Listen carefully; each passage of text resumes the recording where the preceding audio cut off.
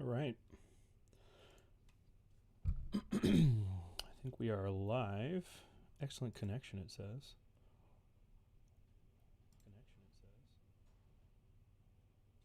Check, check, check.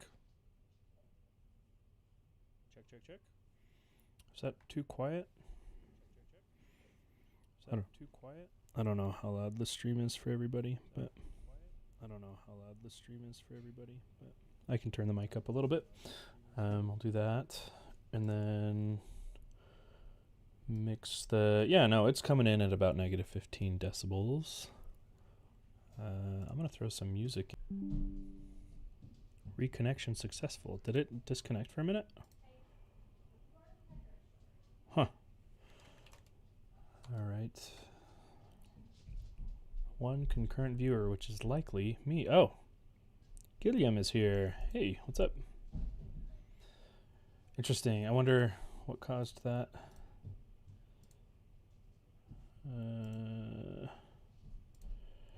Yeah, I'm just barely getting started on this, so cool. Glad you're able to join. It's going to be a long 5-hour session, so I'm like, all right, I need help staying motivated. All right.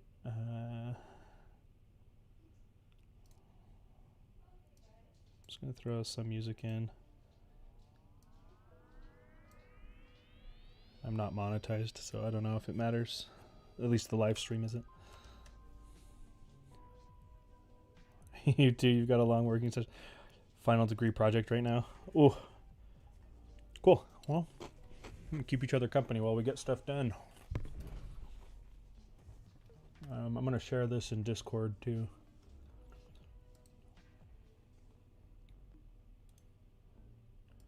Yeah.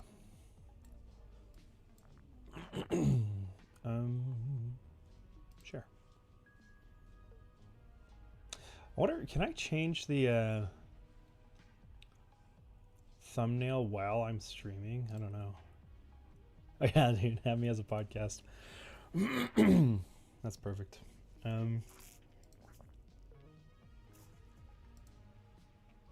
No, don't exit the stream. I just want to change the thumbnail that shows up for people. I don't really know how to do that live.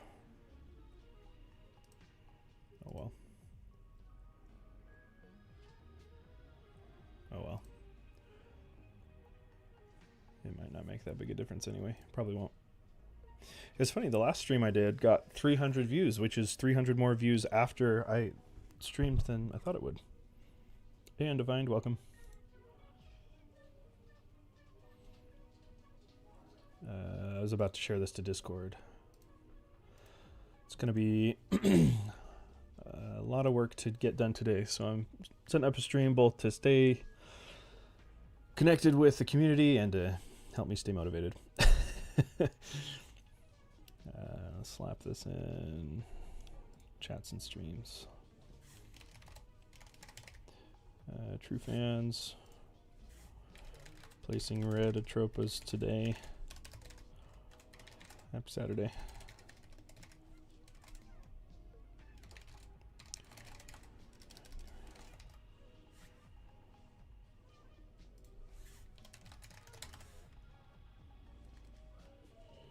All right. Publish that. Hey, Tony, welcome. Thankfully not streaming at an unreasonable time for you. Yeah, sometimes I'm able to work on this during regular hours, particularly if it's a Saturday. Nico, welcome, welcome. Cool.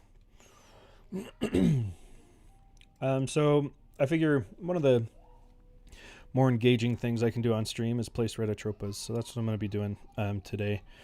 It's a monumentous. It's a really big task. It's going to take a lot of hours to get all of them in. I've scoped about 60 more hours starting from here. So I figure it's going to be a good use of time putting these things in. So I'm placing chapter 4 Atropas today. I'm hoping I can get through all of part 2. Chapter 4 part 2. We'll see. We'll see how far we get. Hopefully further, but I'm notoriously bad at estimating scope. So, yeah. Hey, Proc, welcome. How do I do that? I don't know how to make you a YouTube mod. Add as moderator. Can manage blocked words. Managing moderator. Can review and remove chat messages. So, do you want standard? Oh, dude, it's fine. Managing moderator can manage blocked words and change chat modes in live, and also has capabilities of standard moderators. Oh, so that one's just okay. Sure, here you go. The other option does less, so I just gave you the option that gives you more. That way, if anybody comes in here swearing or doing other dubious things, you have the authority. Right? Yeah. I didn't know there were multiple either. Okay. Chapter 4, Red Atropas. Let's do it. So this first room, it's already set dressed because we used this for trailers. And because we already play tested it so much, we felt it was really good. So this is the tutorial room. This is where you grab the blue Azay. You learn how it works, kind of bounces around. And then over here, yeah, I think that we leave the tutorial room alone. I don't think I'm going to put any Red Atropas in here. Let's go to the next one. Ooh, there was one in the PAX demo that I absolutely want to put in this one. It's a super simple Atropa, but it's up here in the corner. So many people missed it, and it's really awkward to get if you don't know what you're doing. So I really liked having that one there. We're going to throw that one in. Right, boom. That's all it takes. I originally had it like hidden behind the smoke, but people were really not seeing it then. So it's funny, like in plain sight, people still don't see it. I really like that one right there. Yeah, I fully don't understand everything that like YouTube does for moderations and live streams. All I know is that YouTube is where all of our viewers are, so I'm gonna stream here. I tried Twitch. Have nothing against Twitch. I just don't. Nobody's over there. So, okay. This is first one of chapter 4.2. This is in room 2. This is a top right hidden in the smoke. This is Atropa number 126. See that? We're totally going to get over 200. I don't want it to get unwieldy, but at the same time, the Atropas are one of the primary elements of TetherGeist that make the game replayable and that accommodate people who want a challenge. So I don't think there's anything wrong with putting too many in. It's at least unlikely that we're going to put, quote, too many, right? The beta is progressing nicely. It's fully playable at this point. So we're going to start sending it out in batches of like 2 or 3. Because it's like a 10-hour endeavor. So it's one of those things where like every time we send out a beta, we want to be wise with how many people we're sending it to and how many times we're giving people that first glimpse of it. But yeah, it's ready. I already sent it to my brother, and he has played it and broken it in many ways. He's a wonderful QA tester. Okay. So I'm really not motivated to put red Atropas where we've already set dressed because it's a bit of a pain. So we're going to go for wireframe placements now. This one is interesting, right? It plays, you bounce up here. There's a blindness down here just by nature of like where you're sitting in the camera snaps. So I'm wondering if we lean on that blindness to make the secret. You could see. Yeah, behind does seem pretty evil. Like if you're looking for it, it's really easy to see, to be totally frank. But nobody in the PAX demo was looking for it at that point.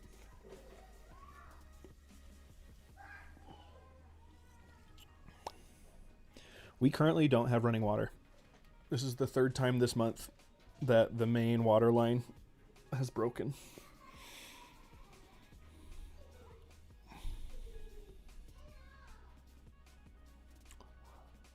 I don't know. Undefined just said ouch within about 3 seconds of me saying that in real time. I've set it to ultra low latency, so I don't think it's really behind. I was just really late in responding to the chat that Undefined sent earlier. I think it's less than 3 seconds delayed though. Yeah, no, it's not behind. I gotta grab a controller.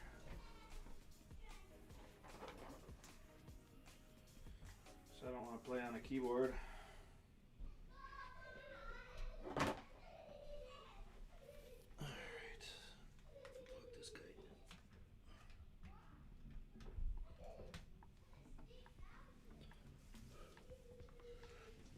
in. Alright.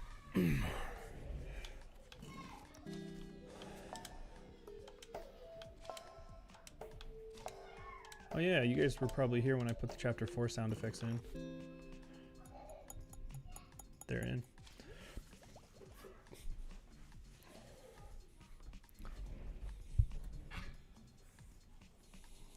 That's funny. First time you saw him was scrolling through the Undermod tool. Or Undertale mod tool. See, look at that. I almost skipped it. Okay, hold on. Is this just a... Am I okay with that? Look at how far right. I'm not okay with that. That's looking really far right. Up here, the camera. Like, I'm trying to get to that blue Atropa in the, or blue Azay in the bottom left there. And the camera like hides it. I gotta fix that for sure. Otherwise it's very gettable. Here. Let's fix that so it's not so hidden. Camera. I wonder if I'm gonna get copyright problems with the music that's playing in the back. We'll see. If so, I'm okay with that as long as YouTube doesn't like punish my other videos that use my own music. I don't really know how that stuff works. Camera. This one. Yeah, this one's looking 8 half tiles to the right. It doesn't need to look that far. Let's just go 4 half tiles to the right. And then what I was gonna do is check the blind spot here. So if I come down this way, see, look at that. It's not that blind. I'm gonna put a Atropa right down here. Yeah. All right, let's do that. That feels like a good spot for one. Let's go.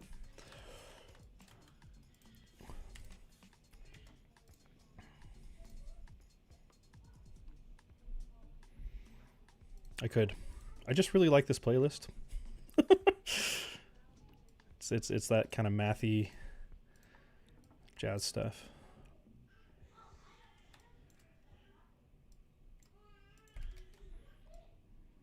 All right. Let's... I mean, it's becoming a little bit of a trope at this point, but usually what I do is I throw down a red Atropa room and then have you go up a wall jump corridor to get to the checkpoint. But if it's not broken, maybe I don't need to fix it, you know? So this will be a red Atropa room down here. Camera adjust. So that's going to be the size of it. This is a little awkward. I think I can fix that though, because I can just bump this down. Yeah, that'll work great. Okay, there's our room. Oops. Yeah, we got a nice little room. Enter from the left, leave in the top right. That'll work great. Are the Atropa numbers progressing nicely? How many hours of that do you have left? I've probably got about 60 hours left of placing Atropas. They are. So I just barely found time to play through the entire beta build in like an intentional at least set of sessions. The reason I'm bringing that up is it became pretty apparent to me pretty quickly that at least for my play style, I wanted more. The game felt too short. Or too easy. And so I think that I think there's a lot we could do with Atropas to mitigate some of that concern I have. Ultimately, though, when I look back at playtests, it's like I take... Proc knows what this feels like. I take like 7 minutes for something that takes the average player 45. Not to say that I'm amazing at this game, I've just played too much of it. So I also need to take that into consideration. Yes, the game felt too short to me, but I'm also probably one of the better players. I'm not like the speedrunners, but I rarely die, right? Yeah, we're outliers for sure. So yeah, I don't know. It took me 3 hours about. It took me 2.5 hours of playtime, and then I'm not like the timer freezes during cutscenes, and I watched all the cutscenes, and I'm guessing the cutscenes take 30 to 45 minutes cumulatively. So I think it took me about 3 hours to play all of TetherGeist, and I usually beat the playtests 3 times as fast as the average player. So it is about 10 hours, like we wanted it to be.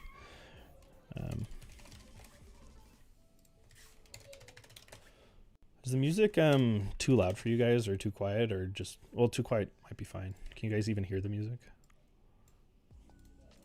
Solid walls.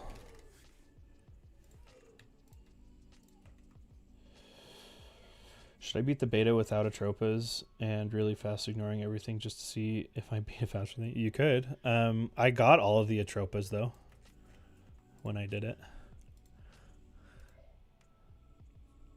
Yeah, cool, perfect. Bit quiet, but good when you're not talking. Good. Yeah, it's kind of just to fill the silence, honestly. So I'm glad the music's coming in about right. We'll take it. All right, so we've got a little room here. I don't even know how to get down there actually, because I mean, I guess we could do something like this. Because this is going to be a little trickier. Maybe I want that though. Maybe I want a little window that's difficult to hit. Anyway, we'll play with that in a bit. This is early chapter 4, so we've only got the chapter 1 and the chapter 4 Azay at our disposal right now. How much practice time did you have on all the rooms before your run? You designed them after all? Yeah, I did practice them a crazy amount. For every like playtest I sent out, I probably played each room minimum like 15 times before it was at a point that I was comfortable even sending it out for playtesting. And then of course redesigned and then played them a bunch too, so okay. So this room, blues and yellows, we're bouncing around. We don't even have the switches yet at this point in the game. We really just have the smoke. So why don't we play with the smoke in a way that like just isn't totally natural, because we're doing a fun little Atropa thing. Like what if we harkened back to that one Atropa room in chapter 1 where there's like the corridors, you know, and you have to wall jump up them.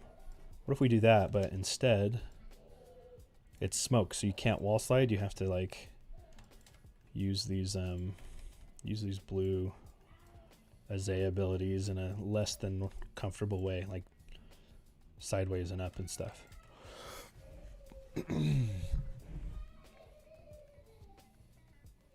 Yeah, that's a good idea. Write the doc later. I like that idea a lot.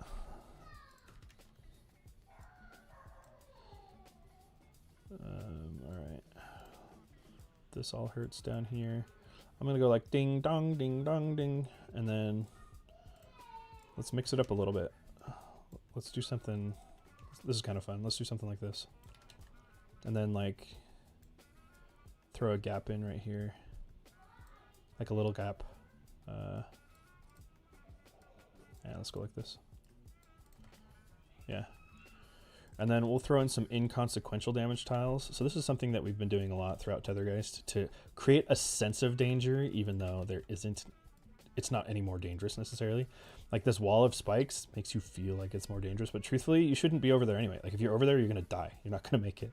So you see it in Celeste all the time. They'll put damage tiles where it's pretty inconsequential and you're not likely to hit them, but it increases the sense of danger, and in turn makes players feel cooler because they did something dangerous. What are these on the wrong? These should be in the where's the smoke? Smoke layer. Is there a smoke layer? I've got a smoke front. I don't have a smoke back. Huh. I don't know where it is. Anyway, whatever. We'll leave it in there for now.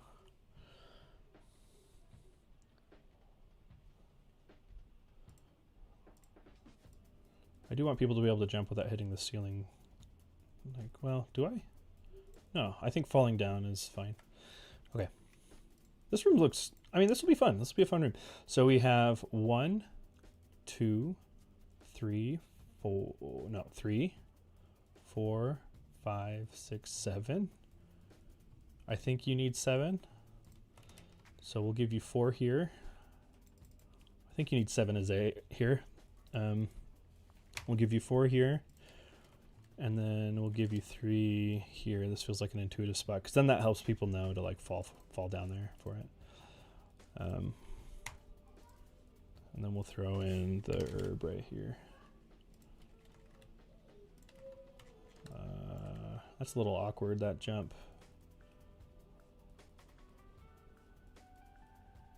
Yeah, this spot right here is awkward.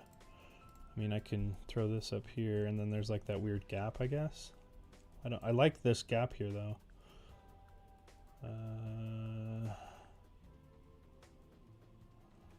What else could I do here? I could go like this.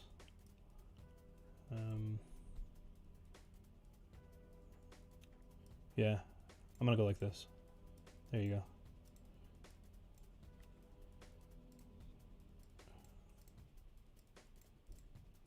All right.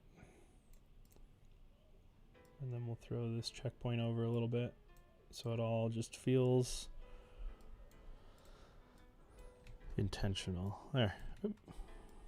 There. Yeah, that should work. Will you stream C6 and C7 pre-release? No. Too many spoilers. Too many spoilers in those chapters. Yeah. Yeah, I'm going to gatekeep those. Beta testers will see it, and we will ask that whoever beta tests does not publicly post this story. That would be pretty lame. But that's okay. Okay, so this is weird right here. So they're gonna, I don't know, I'm not sure. I might just get rid of that ceiling thing. All right, let's see how that one plays. Yeah, playtesters can talk about it together. It's true. Yeah.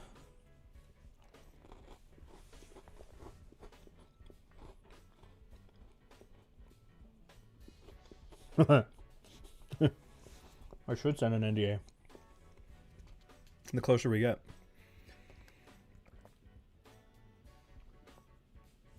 Honestly, it's like getting so close to release, it'll only be a few months anyway.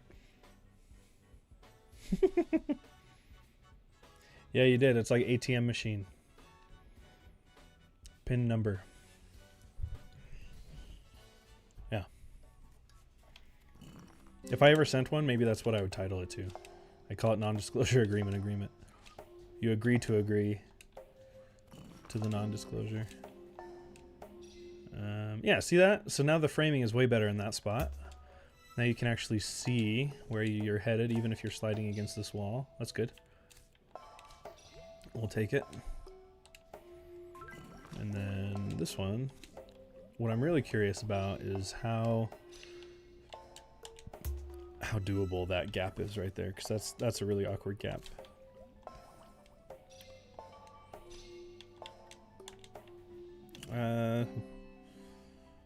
Yeah, I'm gonna keep it. I forgot to set the clamps on this. Whoops.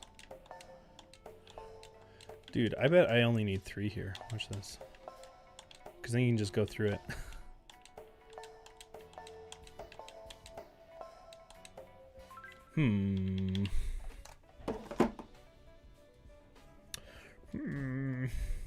This part's kind of funny because you can go through the smoke, right? So you don't necessarily have to go up. So a couple options here is I could lean into that, or I could put a wall. I'm kind of inclined to put a wall because we're already doing that trick where you fall through smoke in other areas. Like, I'm trying to add some novelty to this room so it's different from what you're gonna get in the rest. maybe we'll do something like this. Let's make the camera snaps the right way. So we want the camera to mostly look down, but I want you to be able to glimpse upwards a little bit when you're high enough in this space. So that's what I'm doing here. I'm setting the logic so that it mostly shows you the whole room, unless you're towards the top, and then it'll start to glimpse upwards. No top clamp needed. Okay.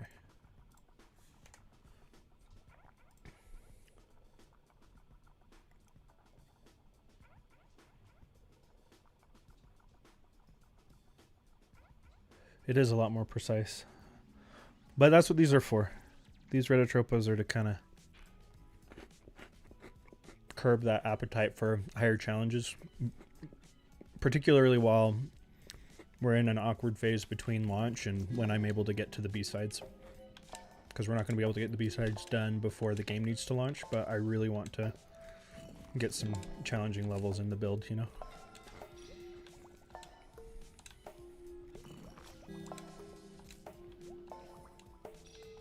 Alright. There's probably a few I mean, there's another way you could do this. You could do this. You grab it and then wall slide here and then just shoot straight down. Way easier. So I'm not worried about it.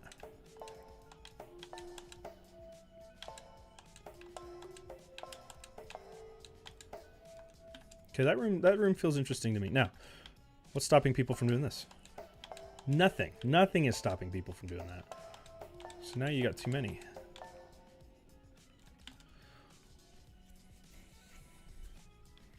I wanted it to be smoke pillars, but now I'm beginning to think it can't be.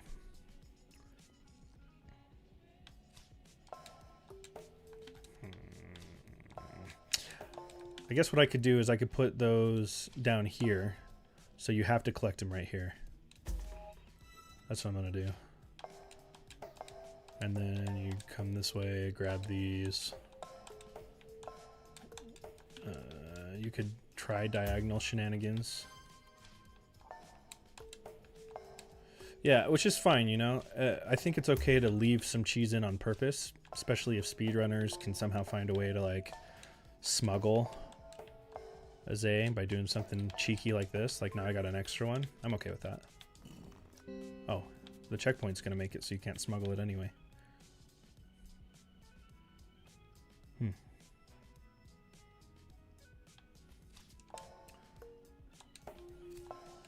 Yeah, alright. So I think all this room needs is for this to go down right here.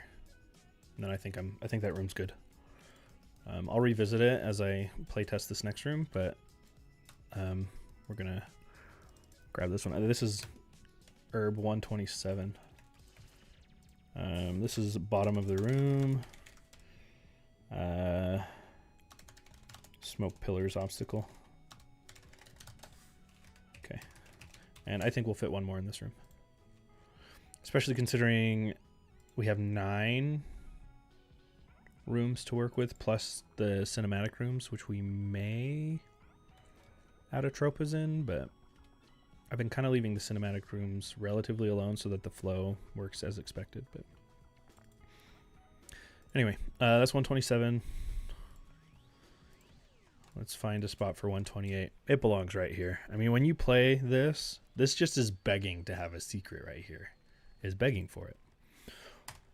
Look at that. I even had a wall piece that was ready to get deleted. Yeah, this is a secret. For sure. And we'll have you leave and enter from the same spot, because this is really easy to just reset that room. So that should be good. That'll be a good spot. How much space do we have to work with?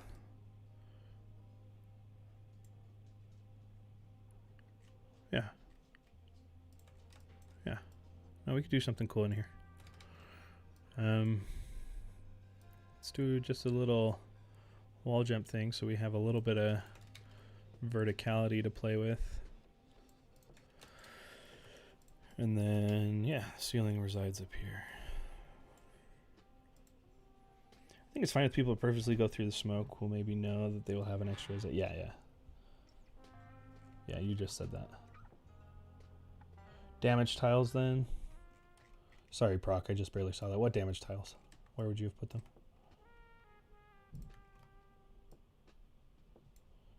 That one's a little too low, by the way. Well, or I could go like this.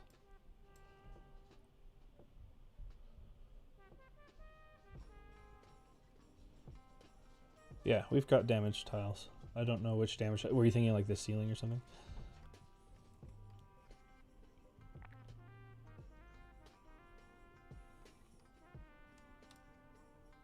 Instead of doing the Azay lower, do damage tiles instead. I see. Maybe.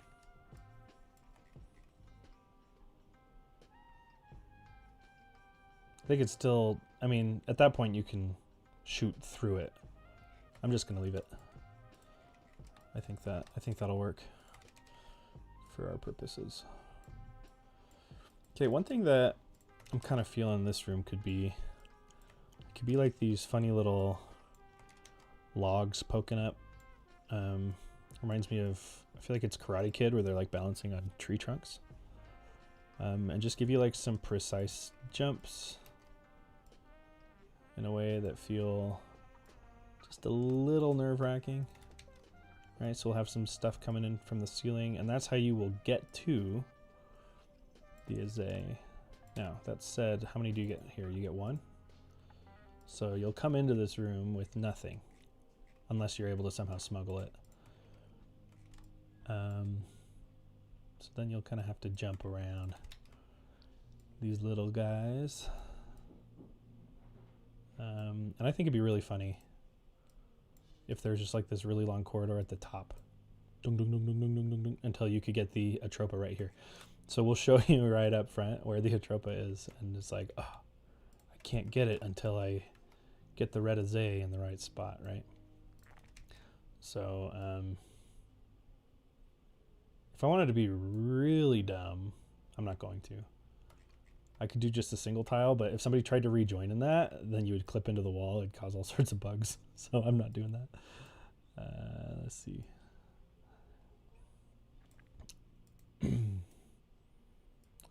That gap, I don't know about that gap. We'll see. We'll see how that one feels.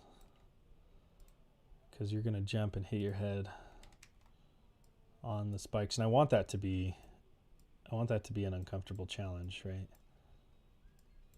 Because otherwise jumping from pillar to pillar isn't really that exciting unless it's just like these tight gaps that you have to hit. Oh, you know what I could do? You guys remember this from chapter 3? I could do one where you have to land on a little... Here. We're totally doing that. We're going to throw it right here. You got to land on this little lip right here. Jumping pillars is exciting. I guess it's just been done. Usually they're colored like green pipes, you know? All right. Let's go like this. Oops. I feel like Jordan can only see like the last 2 messages at once. Those are the only ones I've been reading. Here's what I'm seeing. I'm seeing this. Yeah. Not again, Killiam says.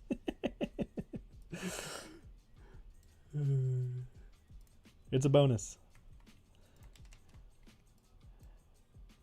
All right. We'll go here and here. This is tight. This is a really tight spot. We'll see. We'll see how bad it is. I might have to simplify this room a bit. We'll see. And ultimately, this is all like damage up here. I don't want people trying to rejoin in there, you know. And then let's see. If you jump down here, that might be a little too low. What if I do this? And then this is a ceiling that's like obnoxiously close. Something like that.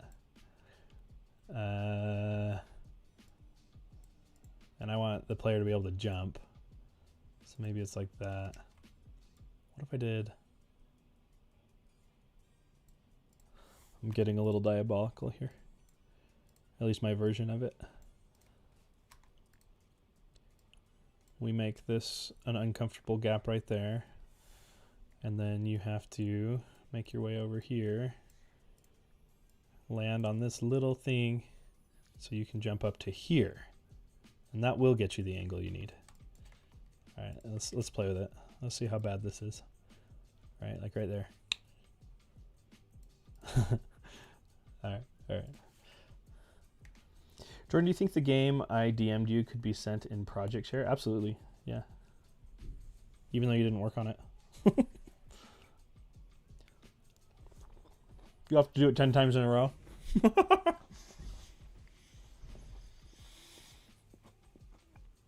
I did that other one like 6 times in a row. All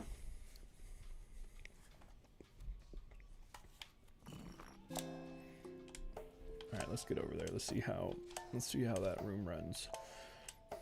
And on my way, I'm gonna grab the other two to see how they feel. I think that one's good. That one's good to go. Ah! All right.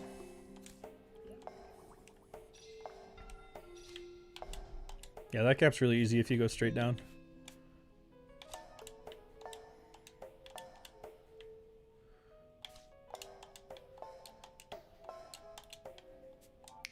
It's pretty tough. It's pretty tough to smuggle.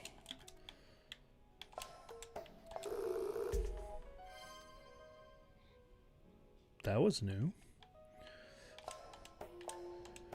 It was the same bug I'm familiar with. If you rejoin right next to a wall, you can clip into it with this as a specifically. It's on the list. But I've never tried to shoot one while in the middle of the wall. Ooh, I think you can hit that gap with one. Look at this. You could totally smuggle one if you really wanted to.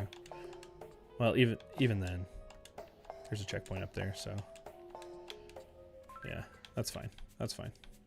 That room's good to go.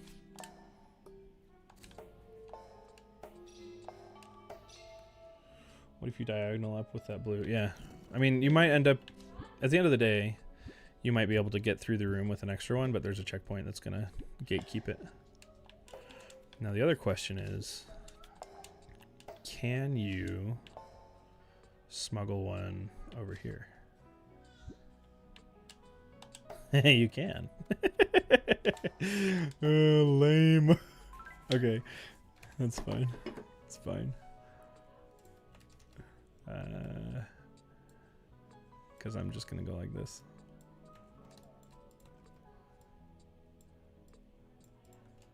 All right. This should probably be like here, actually.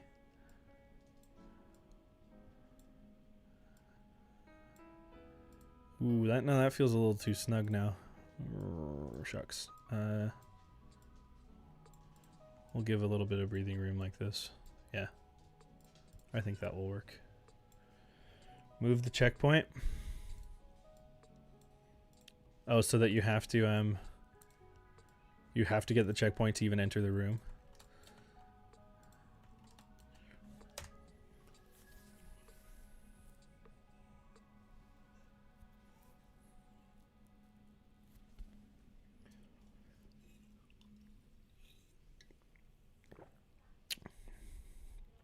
I guess I could put it like right here. I don't know.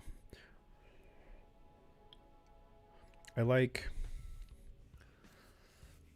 giving the player a little bit of a chance to digest the room before we just hit them with something. I have not set up my Christmas tree yet. I love the idea of setting it up before Halloween, though.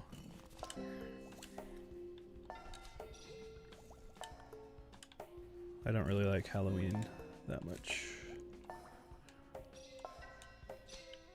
I've already done this Atropa. I don't need to keep doing it. That was messy.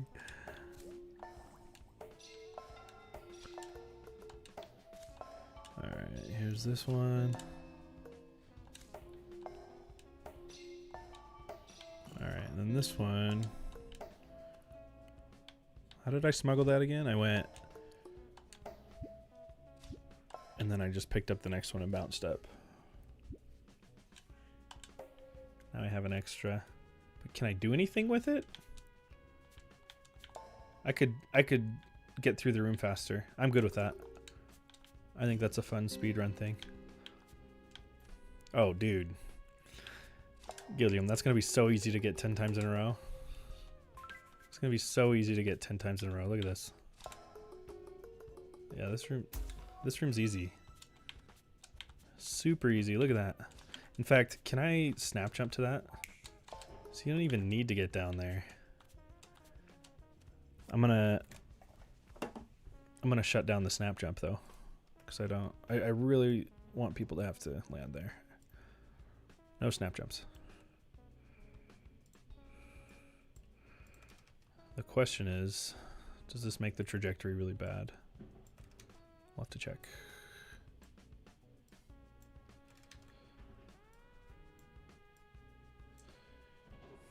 I can forget you for this one, or you forget? You mean forgive?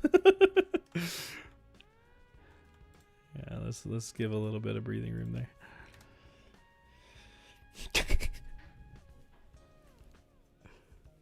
It's all right if you need to forget me. There's a way to cope with the difficulty of the game. That's fair. Hello. I'm sorry, I don't know how to pronounce that. Dava? Yeah, I can forget you finally.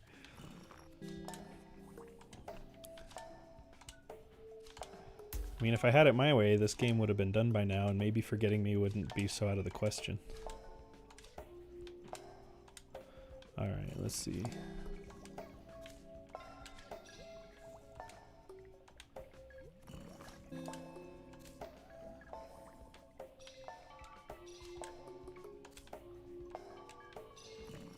Let's scoot this way. I should probably just move the player so I don't have to sit here and like continually play the other stuff, but can you even... I mean, you can if you go straight up, I guess. It's a little awkward getting it with just the one. Wait, what? Oh, I know what's happening. It's one of those... There's a weird... It has to do with screen shake. Where if the screen shakes and then stagnates too much, it gets fixated. Anyway. Frank Sinatra mindset. Don't say that, we're in for the long run. I appreciate that, Brock. I am... Oh, I'm going to move the player so I don't have to keep playing this other stuff. Have you guys played the demo for Skate Story yet? If you haven't, I highly recommend it. It's being published by Devolver. Skate Story is like you're a skater made of glass. When you crash, you like shatter. The vibe of that game is just on point. It's so good.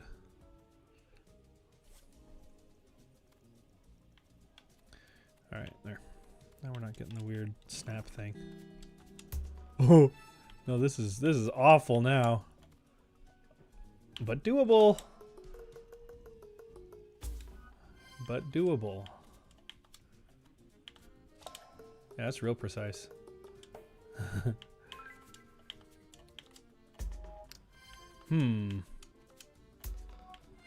Once you land it, you know?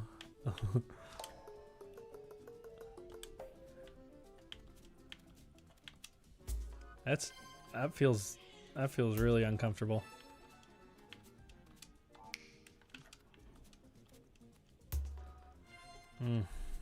Is this too much? This might be too much. That's really tight. That's too tight. I just want to shut down the snap jump. Maybe all I need to do to shut it down is to put a wall right here. Maybe that's all it takes.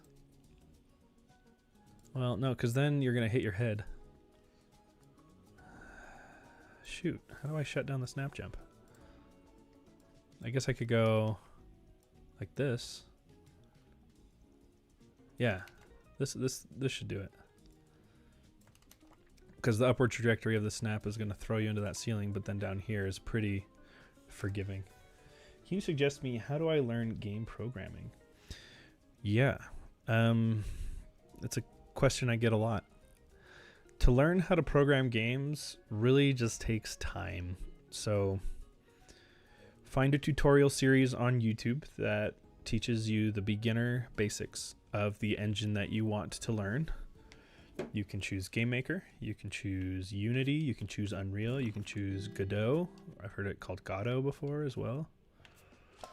Whatever the case is, choose an engine, find a tutorial series, and then commit at least 30 minutes a day to going through that tutorial series and learning the engine. Consistency is really what makes the difference. See, there's that bug again. I might get rid of that bug today.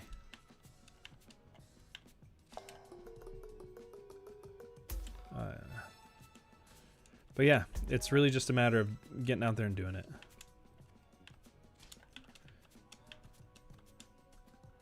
That feels a little more doable. And I think I'm going to remove this tile right here. And I think that should do it.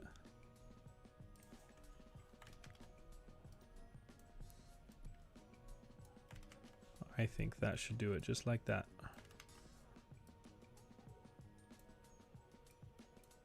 Yeah.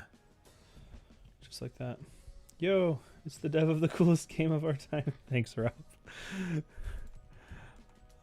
I don't know if it's the coolest game of our time, but I've been having fun making it. All right. I think that's good to go, honestly. This is 128. Yeah. Top right of the room. This one has the tight 16 pixel ledge before grabbing the Azay, I believe.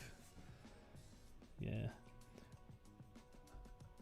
You know, we are making a pixel horror game, like kind of side-scroller narrative game, basically, and we took some inspiration from your games. I was a big fan of following. Hey, cool. I'm glad to be an inspiration. If it's a horror game, does it have to do with ghosts? Is that some of the correlation? By the way, I'm a little low on energy today. I noticed caffeine wasn't really helping me. It was just preventing me from getting headaches, which meant I was depending on it too much.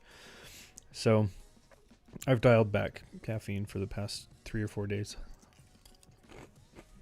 until it can help again, because right now it's not helping. It just helps me get to base level, and that's not a good place to be. All right.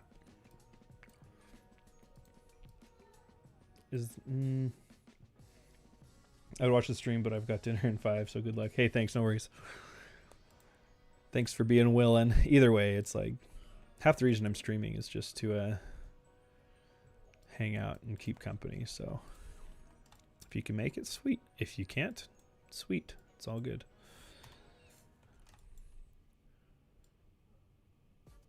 I've got dinner in 5 hours. All right. Let's move the player back to the start of this room. And that should be good to go.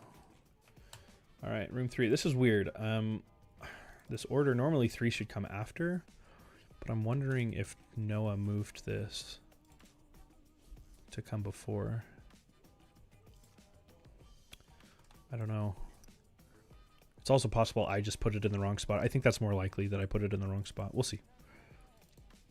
Because this is 1, 2, 3 cinematic, 1, 2, 3 cinematic. That makes more sense to me that would be the intentional flow. Will us playtesters receive B-side stuff after TG release? Yeah, totally. I'll go through some playtest rounds. I'll probably be a little less rigorous about it, because at the end of the day, B-sides are meant to be just like super hard, and most of the findings we get through playtests is that things are just like too hard. So I might only go through like 1 round of playtests with B-sides, Presuming there's a demand. You know, there's a little piece of me that fears we just won't sell that many copies and it'll be hard to justify making B-sides. That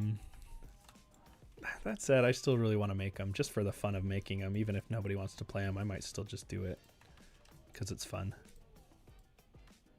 All right. Yeah, even I was a playtester. The game grew a lot and it's like so much fun and I find the game cozy yet chilling. Jordan, do not do that with me. You really want those B-sides, huh? Maybe I'll make them for you if nobody else. You, Gilliam, Nico, everybody in this chat. Might be worth it. Yeah, undefined. C-sides. What if the B-sides are just so hard I don't need to make C-sides? All right, let's look for some spaces here. So this one you're bouncing off the ceiling. These obstacles have always felt really awkward to me, but they work. Oh god. I'm trying to think where a good spot for an Atropa would be in these rooms. Oh, one should be in one of these. I mean, it seems a little obvious that it would, but we gotta. Right here. Boom. And we'll make you wall slide for it. Like that. Yeah, we'll make you wall slide for it. That'll bring you down here.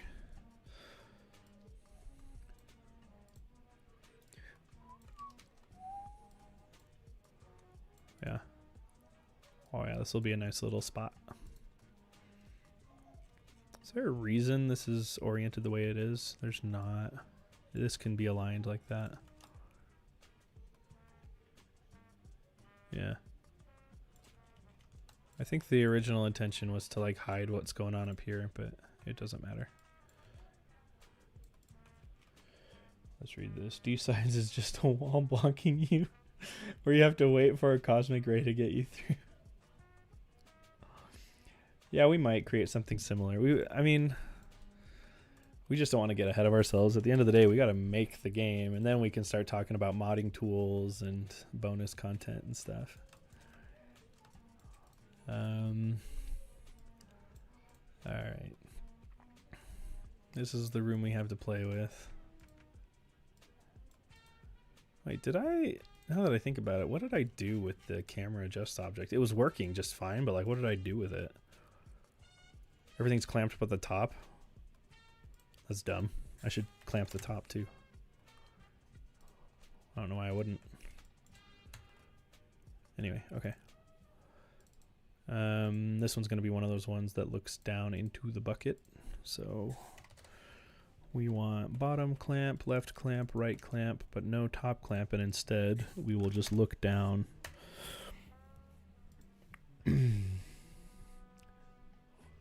I'm making a modding tool right now, actually, just basic stuff. Nice.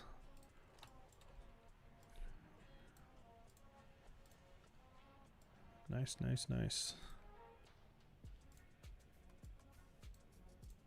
All right. So the player's going to be wall sliding in. So we don't, I mean, at the end of the day, we just need to give them a little ledge to land on here to be safe. And now, oh, we don't. This is right before we have switches. We do have moving platforms as a mechanic we could use here. So maybe we do something with those. Honestly, though, the playtesting has kind of revealed that the moving platforms, nobody really likes them. Right? Like we thought, oh, it'd be fun to like have a timing thing where you have to hit the moving platform at a certain time so that it bounces right, and it's more just a pain than fun landing it. So I've kind of avoided using moving platforms because of that.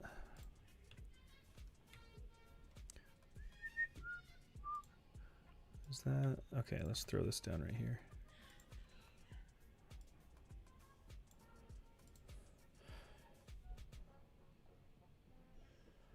JToro found that someone made a patch git type tool for Game Maker games, so I'm gonna try and implement that. No, moving platforms, they're just kind of, they're a nuisance if we're trying to bounce off of them.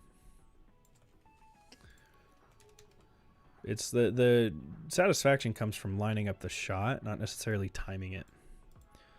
And maybe there's a way we could make the platforms more fun so that the timing is more satisfying. I don't know, maybe they freeze while you're shooting. They just, I don't know.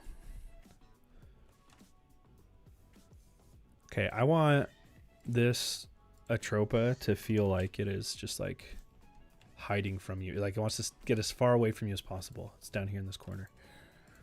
So you have to go save it from the depths. Yeah, let's put it like right there. Now the question is, what gets in your way and prevents you from being able to do that?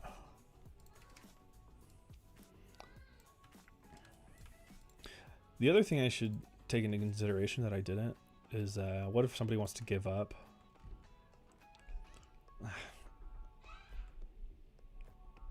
This one's not that hard. This one you can just turn around. Okay, they're both fine.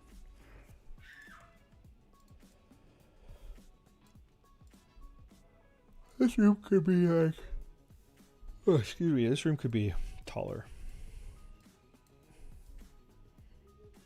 Yeah, that feels even more of a radical kind of jump into the corner over there. I like that.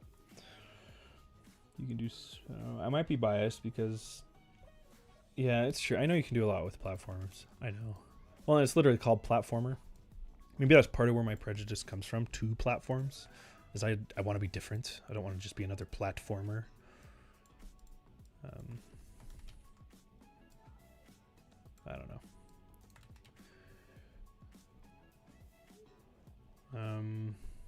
Let's give you like a little reprieve right there. So we got yellows and blues. We just had this little spot where we made the player kind of weave their way through this. So they're already kind of thinking in that mindset. What if we played with the crystals a bit and gave you a bunch of random kind of crystal areas you had to get through? I think that could be interesting. Something that just kind of differentiates this room from everything you've been doing so far. At least in chapter 4. I realize crystals are pretty common in the game, but you know, like what if we did some of this kind of stuff?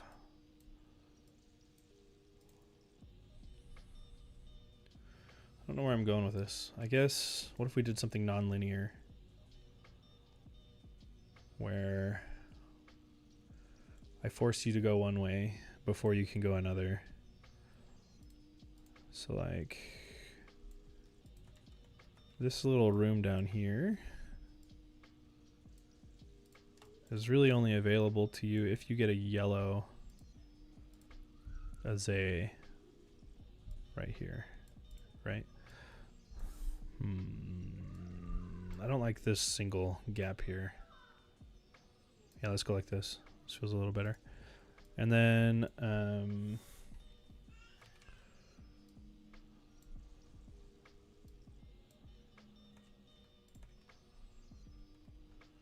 what do I do to make sure that getting a yellow here is challenging? Let's make it so you can't land there. That all has to be done in the air. This little pocket down here could be what provides you the yellow. Ooh, I have an idea. Okay, but what did you mean with the other Atropa types, Jordan? Oh, no, I was joking. There's only red Atropas. Invisible Atropa was me just saying there is no other Atropa. Like, what other colors are there? There are invisible, yeah. I was just joking. We do have foil pages. I don't know if we've mentioned any of that publicly yet.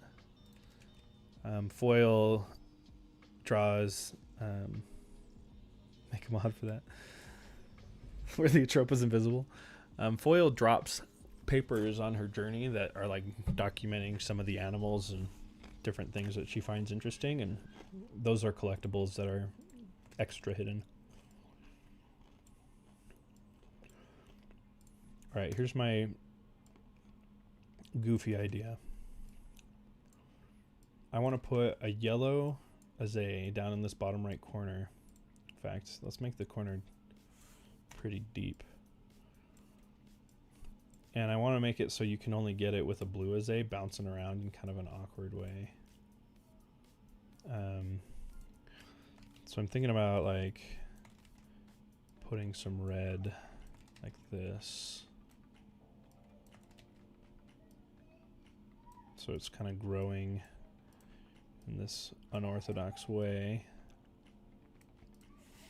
And then if I go, this needs to be tighter so that you can jump into a little gap there. Yeah. I don't know, something like that. This is a funky song. What happened to the third quest in town? Is it going to be available in the final game? Third quest.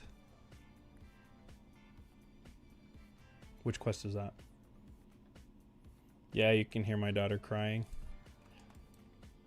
Usually she gets upset because we ask her to eat lunch before she can have ice cream. That might be what she's upset about.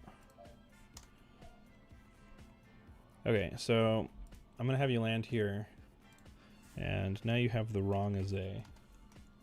So the player's gonna be like, what do I do? Right? You get here and you're like, oh man, I only have a blue one. And let's give you 2. And then you gotta jump down into this corner. Doing, doing, grab it, and then you have this azay that you need for over here. That's gonna get you, you're gonna need 3 here, I think. And this might not even need to be there. I might have overthought that. Let's see how that feels. That might do some good stuff.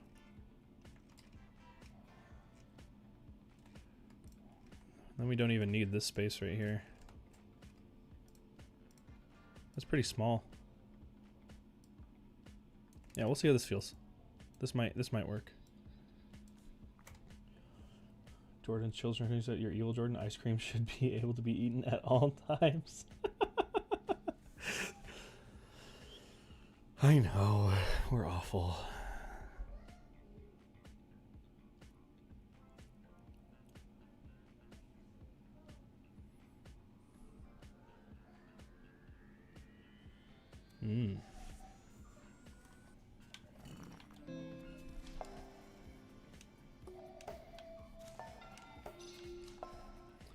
Oh no, the platform didn't come in time. I don't know if I've ever run into that before.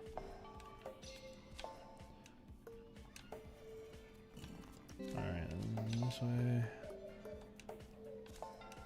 It's so glaringly obvious in the wireframes, but it won't be in the final game. So you gotta like, that was not too bad. So if you want to skip this room, by all means you can. You can even grab an extra. Well, you'll hit the checkpoint. Otherwise, we gotta do something like this. Now we get extra blues. That's interesting.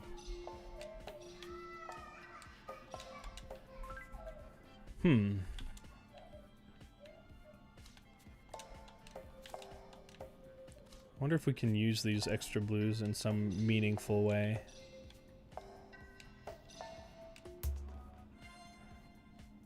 Yeah, we totally could, because we got all that space in the top left. Like, let's do this. Let's do another one of these. And then you'll wall jump to get the angle you need so that you can get out of there. So now you got extra blues. Well, this could be cool. Yeah, this could be cool like this.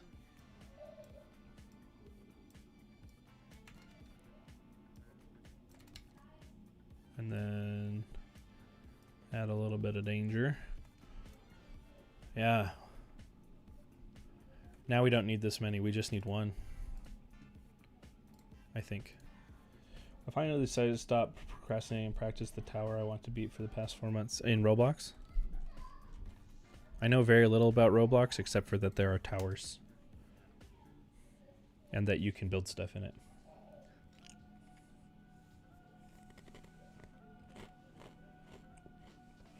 That's smart. Are you playing Mario Kart World? Undefined?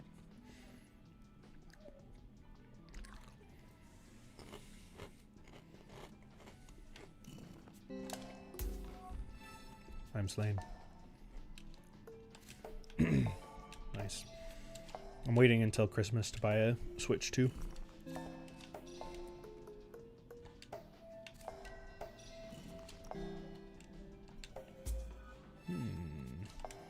I like this hiding spot a lot. I think it's fun. Okay. Okay, we got the yellow. Oh. Interesting. I want to see if I need both of those to do what I just did. I mean, I guess you could... you can't. No, you really do kind of need both of them. Oh, this room turned out really good. I like this room a lot. If we go this way, and then... Yeah, it's really going to be difficult to get that without using both of them, which is perfect. Because now we just created a double usage, right? Like this, these two blue ones serve the purpose first of getting the yellow. And then they serve the purpose of getting through this room correctly. So you'll grab it. And then you can get back up this way. Oh man, they're having a rough time out there. I might have to go help. I have 3 kids. So my wife might be getting triple teamed right now.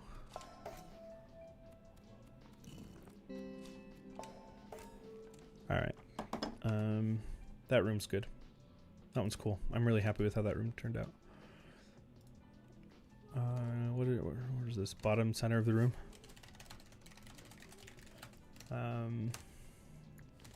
Double blue as a used twice. Yeah, that one's pretty good. Oh wow, fun room. Yeah. Finished my work on the final degree project. Nice! Congratulations. I'm gonna go cook me dinner so now I can actually watch the stream. Awesome. Yeah, no worries either way. We got 15 concurrent viewers right now. I think that's the highest I've ever seen. So there's some lurkers, I would presume. TetherGeist. Yeah. Yeah, I'm sure that's a typo, but welcome. Welcome to the stream. All right. So that one's good to go. I need to put the ID in. I think this is 129. Yeah, this is 129. Cool. TetherGeist. TetherGeist is what got President Nixon impeached. Okay, let's see.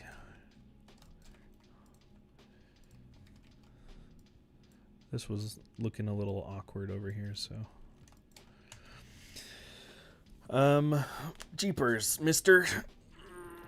I want to put an Azay or an Atropa.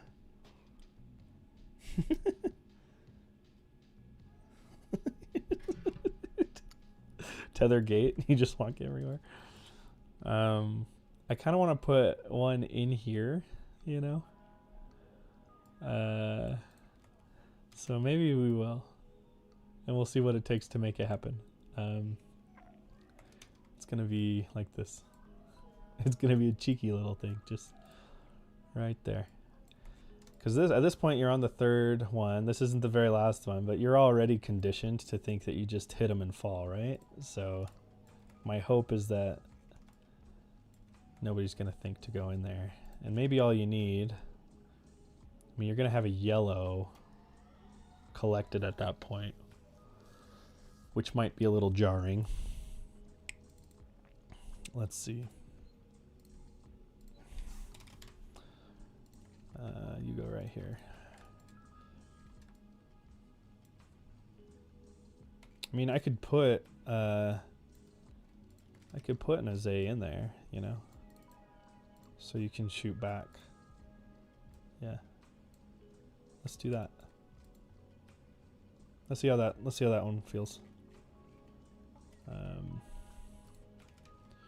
I don't recall. Oh, I moved it up. That's why. I like that one. I think that one's funny. All right, how close is the game nearing to release? I know that you guys recently got signed with ARGF, so I think at least 6 months. Yes. January is the release window. Could be delayed. Exactly. Proc is right. So January. The game should be done by January. But, and this but is kind of a stinky but. That I just said that. But we have to wait for Nintendo's certification process, and we're going to SimShip. We're going to launch on Steam and Switch at the same time. And so getting certified for Nintendo's eShop might delay us. So we'll be sitting on a finished game by January. And then at that point, it's going to be whatever it takes to get it on the Switch eShop is what's going to be the deciding factor for us.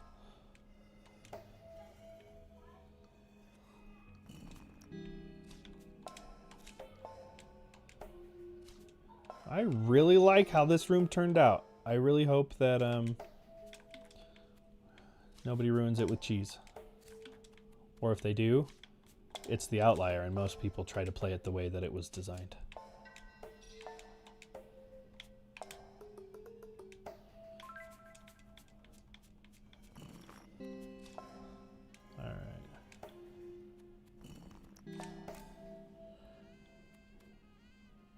Yeah, you will.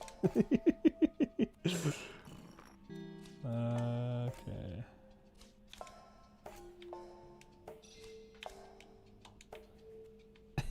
There it is. Peekaboo.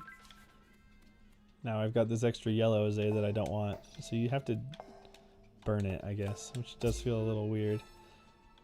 Oh, wait. This is really awkward. Hang on. Because now I've desynchronized stuff, right? Because you gotta... You know what I think I'll probably do is just make it a back path. Yeah, here's what I'll do. So...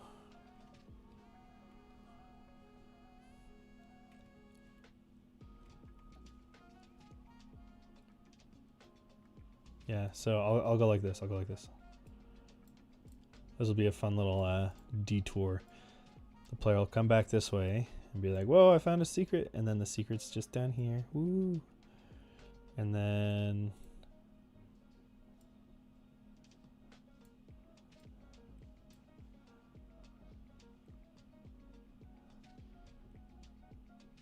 I'm having a brain fart, guys. I'm sorry. I need a semi-wall here. Basically what needs to happen is I don't want the player to get there from the bottom one. So this will be a thing that doesn't let you through. You know what I mean? All right. This one is a right stop. So that'll be one of those secrets that just looks like a normal wall, because it is a normal wall. And then we'll go like this, and we'll go like this. And then you'll have to just know not to hit that switch. Let's try that.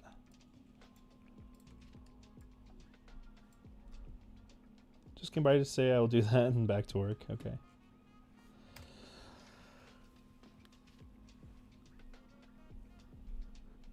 It's already 1:15. Okay.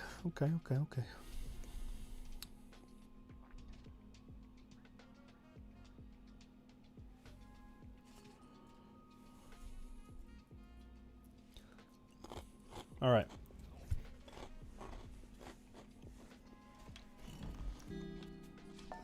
So I'm going to test these two. This feels like the room only needs 2 Atropas in it. Any more than that, I think is a little saturated for how much is actually happening in this room, which isn't a ton. Yeah, so this just feels okay. I'm done playing this room. This room is good.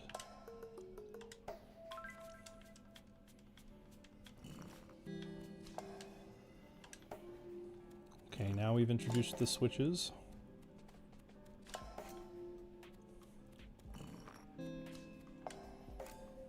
Let's come down this way, split through here, rejoin too early, secret, and then that closes off. See that? So now you can't get back over there. I like it. I think that'll work great. I like that one a lot. That one's good to go. The only thing that I need to change is helping the camera out a little bit. Like, it'll work the way it's currently set up, but I can snap the top top clamp and body clamp so that it at least, oh wait, the Y-axis is the same, so that it at least shows you the entire thing. That should feel pretty good.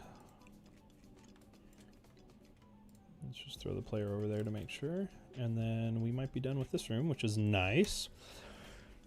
That's a third. Chapter 2. Sorry, Chapter 4, Part 2. It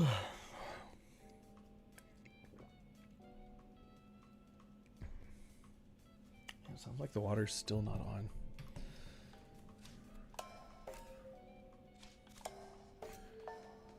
The weather's getting colder, and I think that pipes are freezing. Okay. Yeah, look at that. So that feels a lot better, that framing, the camera that way. Just kind of peeks over there. Boom. There it is. And then we're back at it. Okay. That feels great. I really like that one. Yeah, man, I am really tired. I am really tired.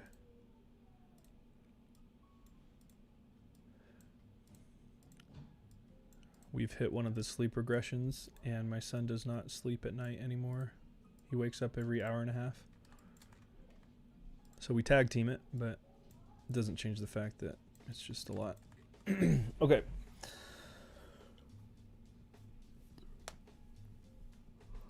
I think that was good. That was good. Sorry if I keep yawning and putting people to sleep. It's going to be like one of the sleepiest streams ever. In the USA, it's 1:18 p.m. So if you use military time, that's 13:18. Yeah. Afternoon drowsies. Definitely a real thing. I can extend that a little bit. Okay, let's get the ID on that one. This is Cheeky Secret by the elevator. Obstacle. Elevator shaft obstacle. That one's Atropa number 130. Alright. Boom. We're cruising. We got 5 in. That's pretty good. That's pretty good.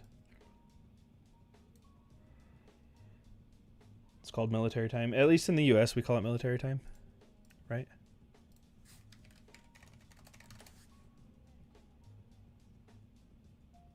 Yeah, it's the 24-hour clock. Yeah. Isn't that funny? Military time versus civilian time. It's just what I've always grown up calling it. Yeah. 1618, and that's the standard way to say. Yeah, no, I appreciated that in Brazil when I was like, okay.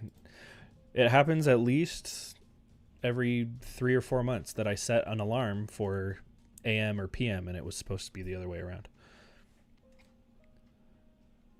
So I think 24-hour clock makes more sense. So does the metric system, but the US likes to be different. Okay. Room 4. I only hear it as 24-hour clock, never military time. Yeah. Maybe military time is just a really old school way of saying it. I don't know. I'm 30-something, 35. Yeah, I'm 35. So, I don't know, I just always grew up calling it military time.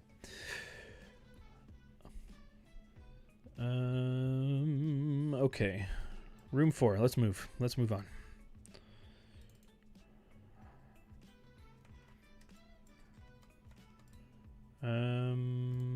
Alright, so what have we done so far in chapter 4? We have mostly...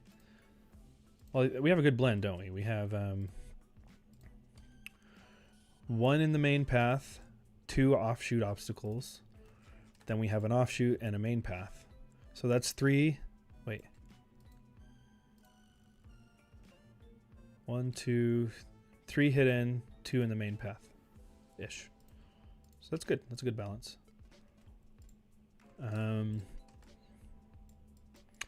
So I think we just want to find another place to hide one. This place feels like a great,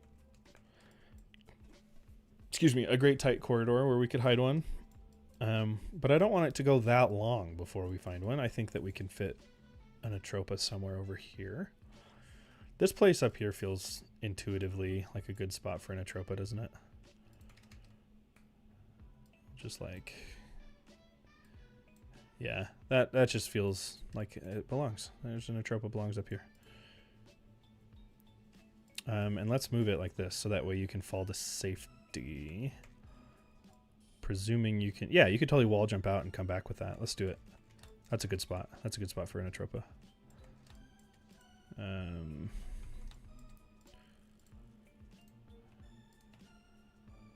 This song feels kind of Halloween-y, doesn't it? Doesn't it feel like it belongs in Halloween? I don't know. Halloween-ish is probably what I should have said.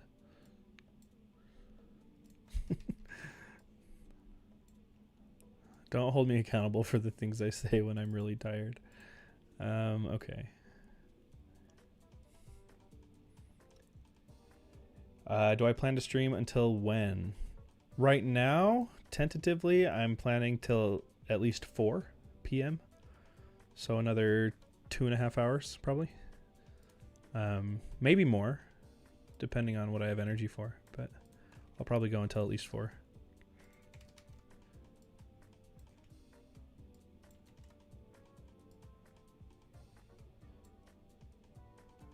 All right, cool.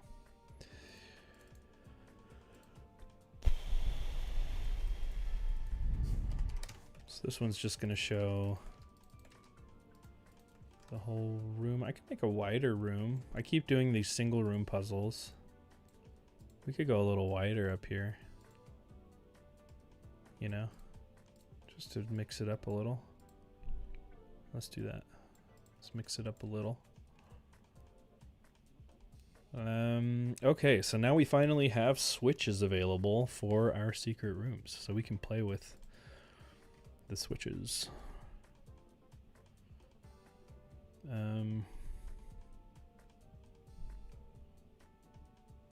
I think by default I often do this, where like I put a little pedestal for the checkpoint, and then it sits atop the pedestal right here. And then you like go out into the obstacle. I want to switch that up a little bit. So maybe when you get here, you now walk out here, and then you have to go like upwards to get stuff done. And then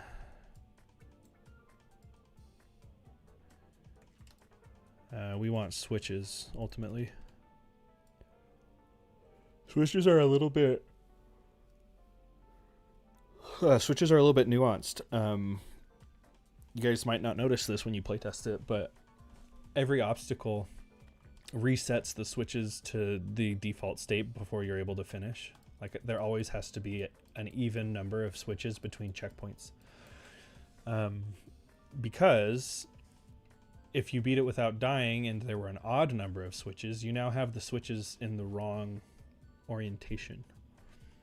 And I found it was just easier to make sure there were always an even number of switches between checkpoints rather than trying to like accommodate that specific use case.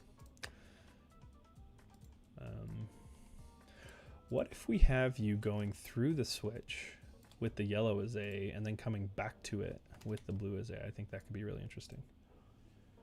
Yeah, it is a little quirky.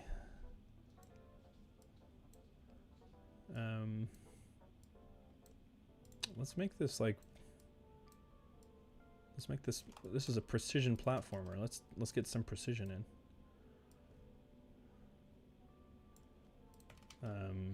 I like the idea of like having very little space right here.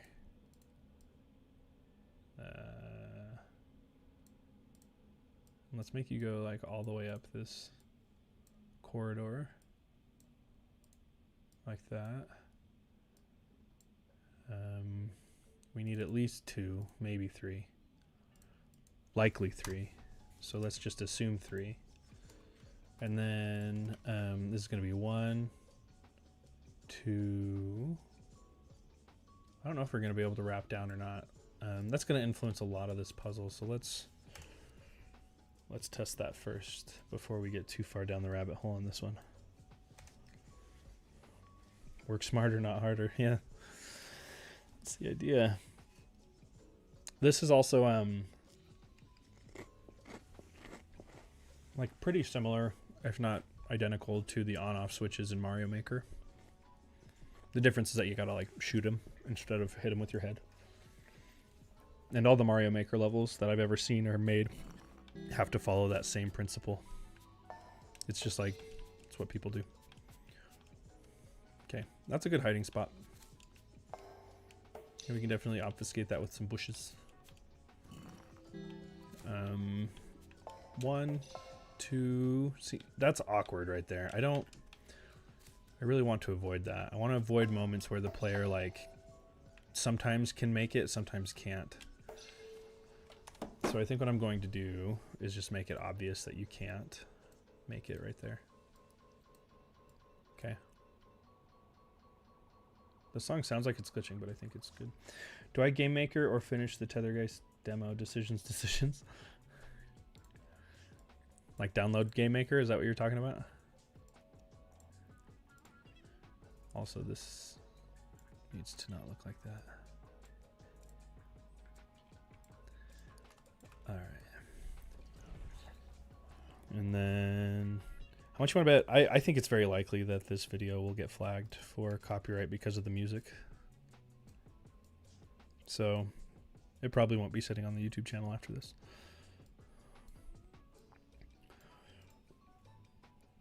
Okay, so when you get up here, these walls are going to be turned off. So you can't get in there. We'll go like this.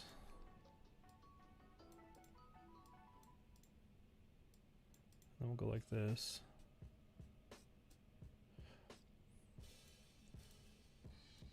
The real question is, will I get banned from live streaming if I'm using music that's copyrighted? I should probably be cautious about that, huh?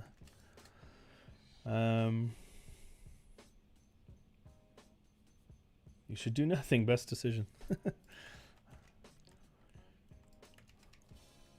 be a nice decision to be able to make sometimes. Let's see.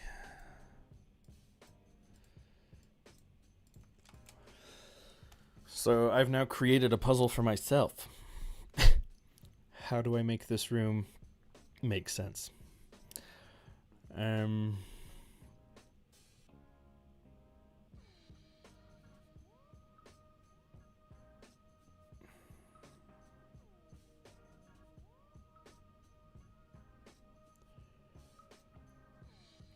Sorry guys, I'm just sitting here thinking in silence. But I want the switch to be as much of a help as it is a hindrance. I think it's kind of a fun design challenge where it's like, get out of the way, switch. I needed you once. I don't need you multiple times, you know? Which I think is probably just achievable like this. We have you get up over here. You're gonna have one. Let's do something kind of weird. Let's throw in like a brick in the middle of the room, and then you like have to yeah. No, this will be fun. Smoke you have to fall through. Whoop. And then now you have this, which is 1, 2, 3.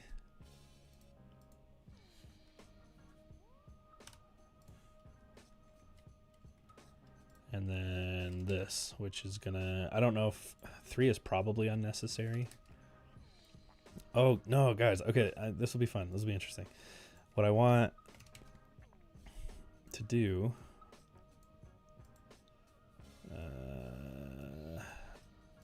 well, I wanted this corridor here, but I'm wondering if that's too tight. Yeah, what if we do this?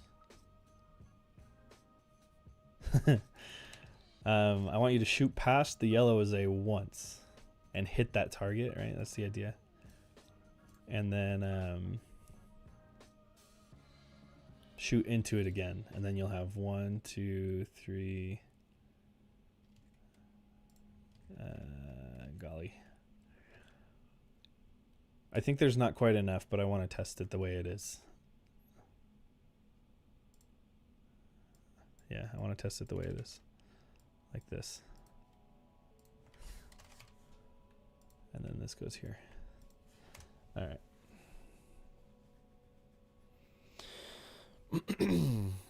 Yeah, this room will be, I think this room will be kind of mind-bending in a good way. You got to get past the switch each time with the yellow, because the yellow is the only one that goes through it. And then the blue one has to activate it. It is an odd number of switches, correct. Yeah, so I'll probably add one more. I mean, so you can come here. This is a safe spot. This is a safe place. It doesn't need to be. I probably will make it so it's not. 1. I think I need 4. I think I need 4 blue ones there. Boom. Yeah, that doesn't need to be safe. We can go like that. 1, 2, 3, and then you'll do it again to get that. Yeah, so we need 4 there. Unless somebody bounces like a shenaniganizer, we won't let them. No bouncing. And then what we can do,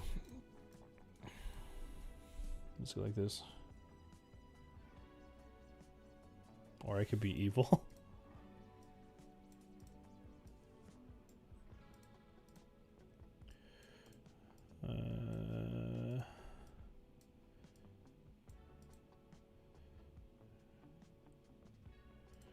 Right, so the option here is that I go...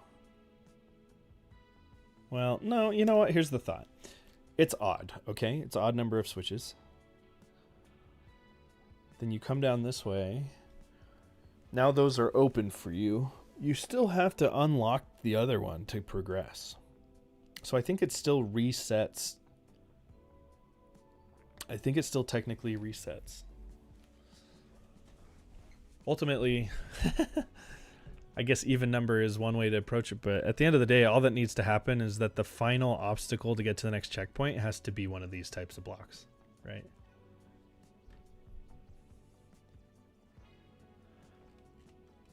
You could.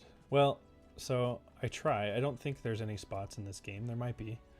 I try to make soft locks virtually impossible. Like, you can soft lock yourself, but there's like damage tiles somewhere for you.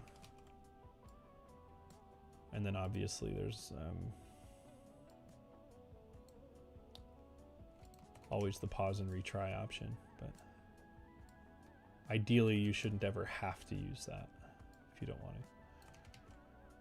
to. All right, because then at this point you're gonna have 1, 2, I think this is 3 again. I think this actually works because this wall here will always be this type of wall. So even though it's an odd number of switches, all you've effectively done is unlocked the same thing. I think the most important thing is that you don't end on one of these needing to be open. So I think that's okay. What's up, Jordan? What's up, Flavio? Hey, Van.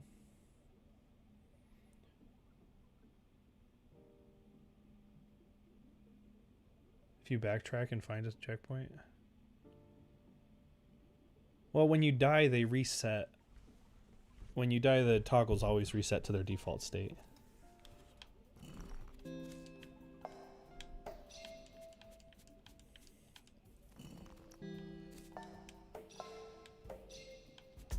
Oh, whoops. Jeepers. Okay. Oh, I forgot to put 4 in. Let me double check the bounce thing.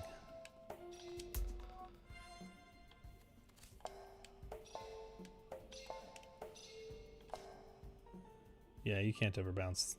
I don't think there's any bouncing now that there's smoke there. And then I gotta add a 4th.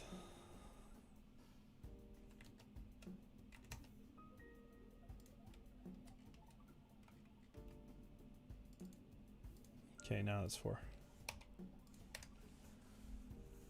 Is it bad? I didn't know you could change the spirit speed till now. I find it much more fun like this. That's alright. It's I don't advertise it. There's benefits and drawbacks to the speed. Higher speed is less precise. It makes the game feel slippery. But it's really good for speedrunning. And then slower, of course, sometimes makes it so that it takes you a little longer to get the spirit where you want it to go. But it's more precise, so. I keep jumping into that red wall there. 1, 2, 3, 4. Oh. No. 1, 2. Yeah, and then we exhaust all 3 there. I think that's pretty cool. And then you're like, cool, I can smuggle these. What are you going to do with them? You're going to skip this part. So yeah, now that one's just already ignited. So all this really does is just give you an extra blue. That's all that really does, leaving them that way. So I think that Atropa's good to go.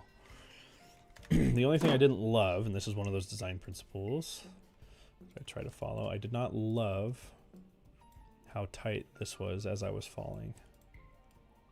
So I think that's the only thing I would change, is do something like this.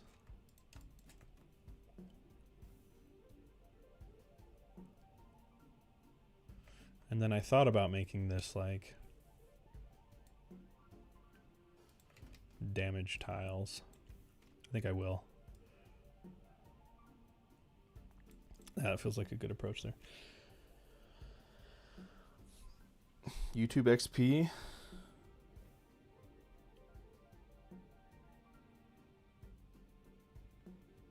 What are you guys talking about over there? I miss you saying Bolt May, not gonna lie.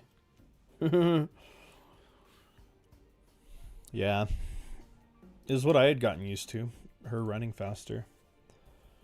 But it was a really common complaint. People kept saying the game was too slippery and hard to control. And the second we dialed the run speed down to the right thing, that complaint completely disappeared and everybody loves how it feels. It was the right choice. Go back and play Celeste and see how slow Madeline walks. It's crazy.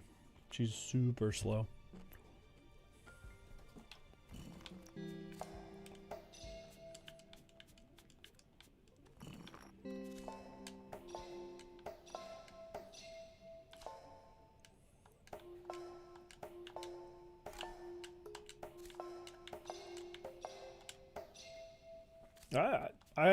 I like it. I like this room. I think you can, if you want, you can smuggle stuff.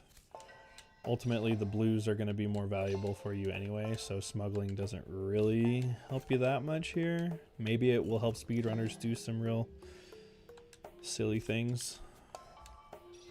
I think that's just right. The other thing I want to do is make it so the checkpoint, you'd have to avoid it on purpose.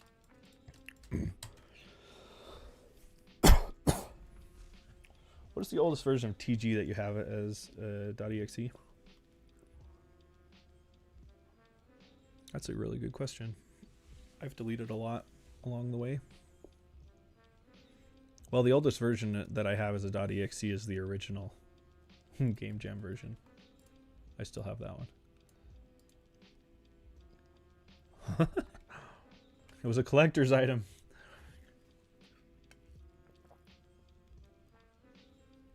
All right. I think that we need one more offshoot Atropa and one in the main path, and then we should be good to go. Should we put another one in the smoke? Oh, I need to give this one an ID. What are you, 131? This one's top left of room.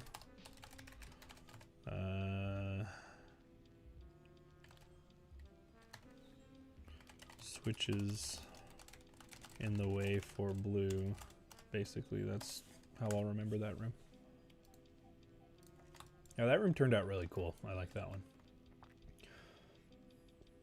You had 2 from 2023. I'm against game preservation. Yeah. I remember when a public figure voiced some thoughts like that, and it went really well for him. So there's what it would be like behind.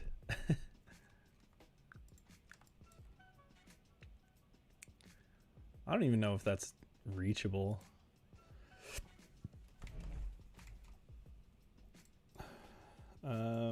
Smoke back.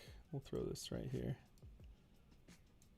That there's no, I don't think there's any way to get that. I'm gonna leave it there. I'm gonna see if I can get it. Let's go. Let's go see if we can get it.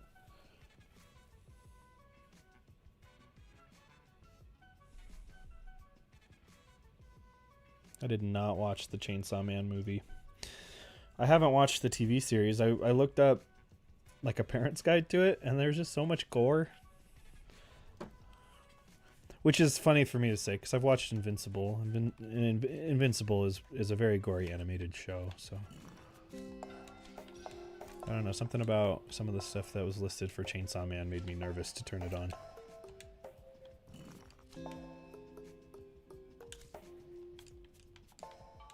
Alright. We're seeing... I just put an Atropa in a seemingly impossible place. And I just want to see if I can get it, you know?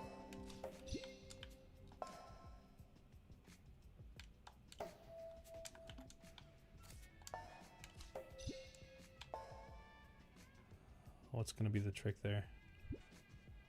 I mean, it might be possible like that.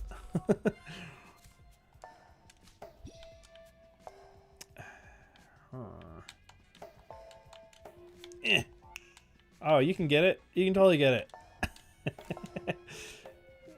Is it going to baffle people? Maybe?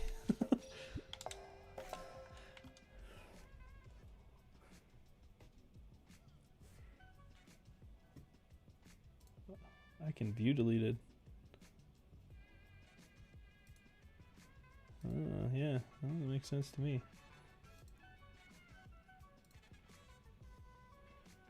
Alright, what are you saying there? Guys, we need to keep old versions so we can make a timeline. Yeah. I mean, I have old versions of it all in my Git repository. Like, I can go back and see stuff. Okay, so that's the trick to getting that one.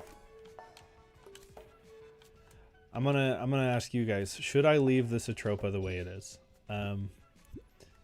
You can get it if you go like this, and then you rejoin just right. It's awkward, but like if you go, you can rejoin at just the right time and then grab it.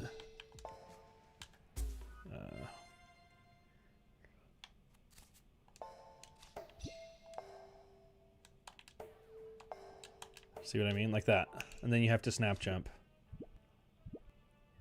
I would not get that Atropa, a bit weird. Atropa. Wait, did you say? Is Atropa atrocious? Yeah. Okay. Cool. I think I'm with you. One of the big red flags for me is that it requires a snap jump, and I actually try to avoid that if I can. There's one in chapter 2 that requires it, but... Okay, we will not do that Atropa.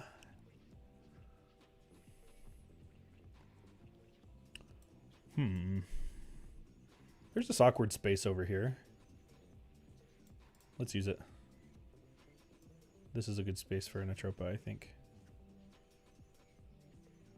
We'll put it up in here. Okay, so that'll be one.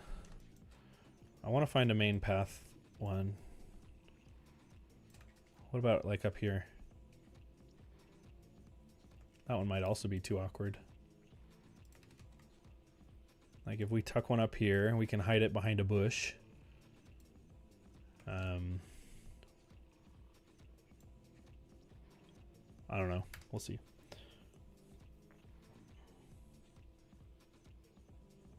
This looks like when you spend 3 attempts annoyed and then forget. Yeah. How heavy is the project at this point? Like the main folder? You mean gigs? Is that what you're asking? Like how much memory? I think with the trailer video in it, which we will remove, it's somewhere around 400 megabytes.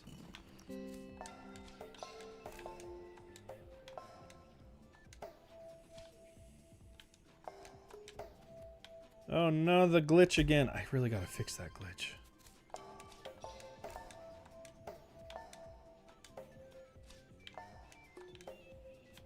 So what do you guys think of that one? That one's not as awkward, right? That one just requires some knowledge. You just need to know that those two are gonna respawn, right? You go grab it, then you come back up this way.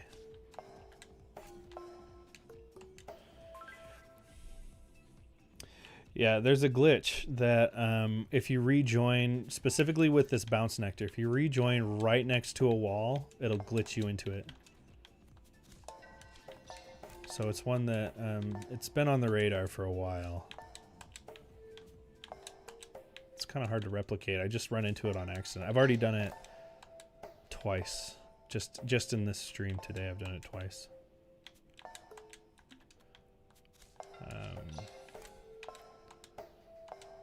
I might as well try, well, here, I'll try one more time. Over here. The reasoning,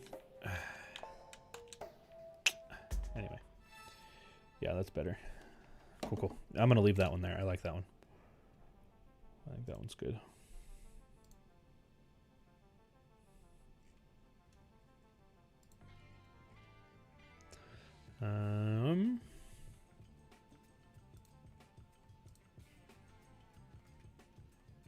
Let's give that one an ID. That one's good. That one's a good one. 132, I think, is the one we're on. Right here. Yeah. Plain sight. Top left. Brock, you're showing up on the stream, sending me the chainsaw OST stuff. Plain sight, top left, by the second switch of the first checkpoint. Checkpoint. Okay, and then the last one in this room is up this way, right in here.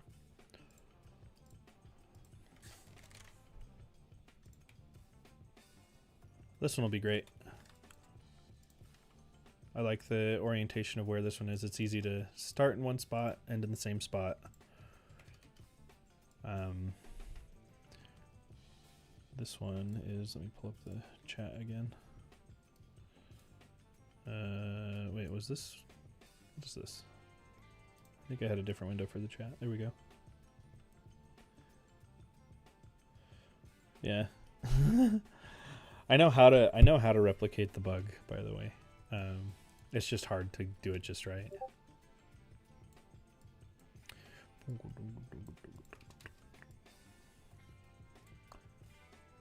I want this Atropa to be like in the middle of the room, like it's some sort of shrine. And so everything will be built around it. And it'll just be difficult to get to, you know?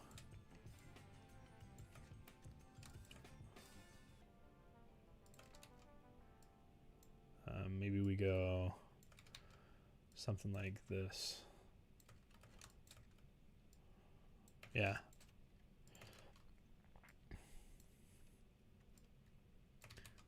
Yeah, we'll go like this.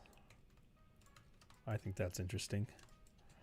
Now, to make the obstacles that belong with said shrine. This song is kind of fun.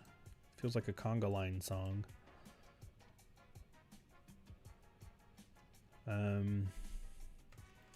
Now let me think. At this point,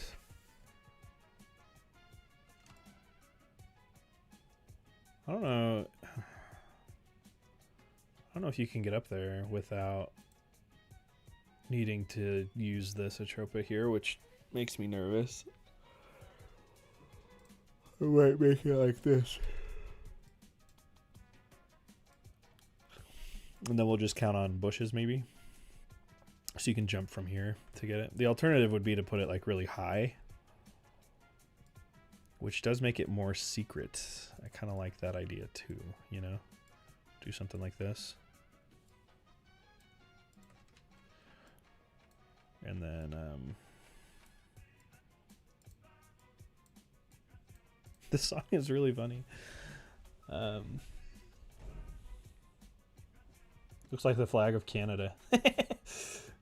With a little maple leaf in the middle. That's fun. So there, yeah, this one you're not going to be able to get it with this Atropa because, or with this Azay, because at this point it's way too far out of the camera at that point. So this could be an interesting secret where smuggling is like required to get to it. I've got a few like that already in the game that I think are kind of fun because just getting to the room can be a bit of a puzzle.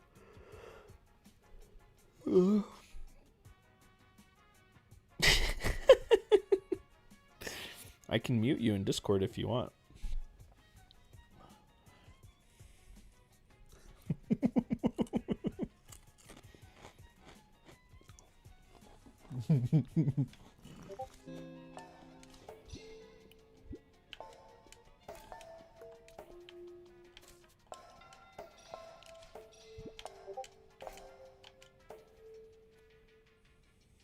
You can kind of see, you can peek over there a little bit from this. Ah!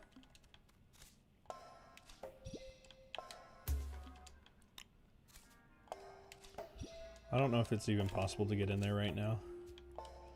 I'm just kind of messing around to see what I can do. It's like, there it is. How do I get up there? Can I do something like this? That doesn't work. I like it up in the top corner like that though. It makes it feel like more of a secret. I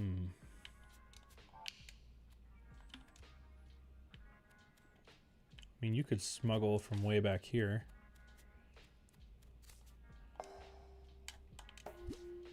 No, you can't because you need the switch. Can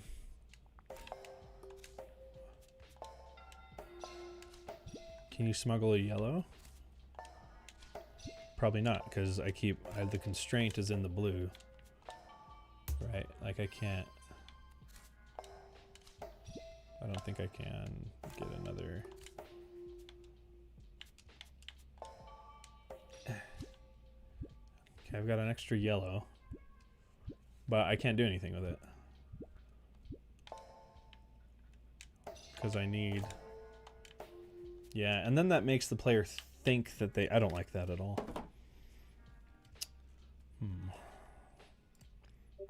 Maybe it should be lower, like right here. I'm going to. You know what? I'm going to do it. Normally streamer mode turns on with Discord.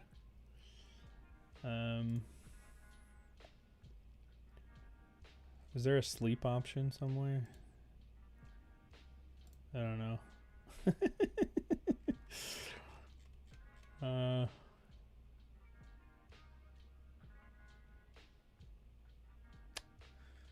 I guess I could just shut it down. I'm not particularly using Discord right now.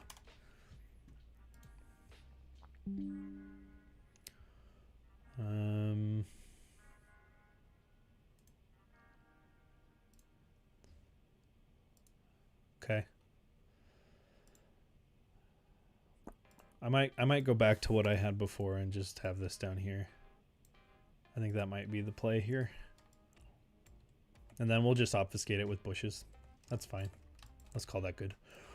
All right. The question is, once you get here, what is the challenge going to be?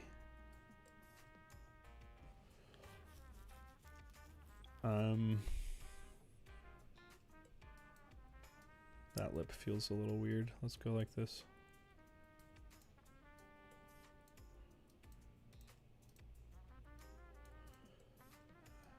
All right. You'll get there with no Azay. I think it'd be kind of fun to have these blue Azay just be in all the wrong spots. So like you can't shoot up diagonally to it even though you want to.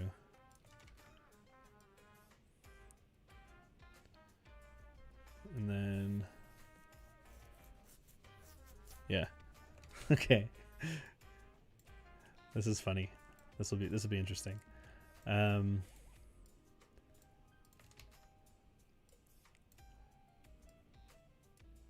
We'll throw some of this down here. And you have to go like up and around.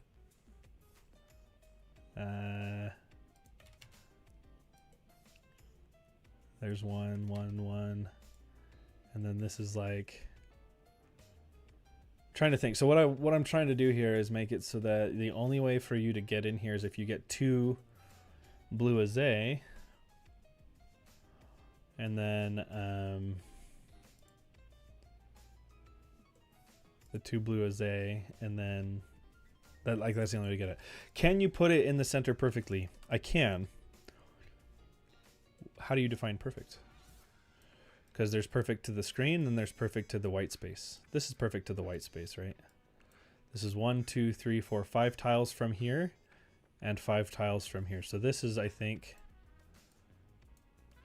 that is centered to the kind of playable space. Like that.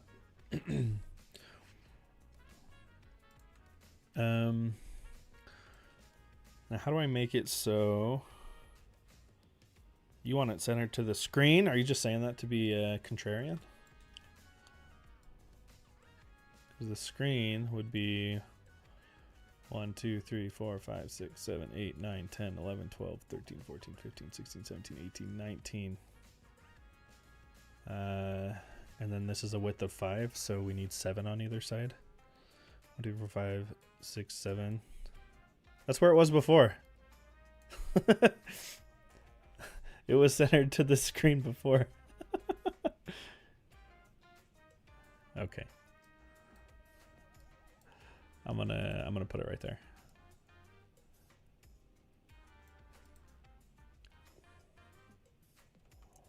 Okay. Hi, welcome.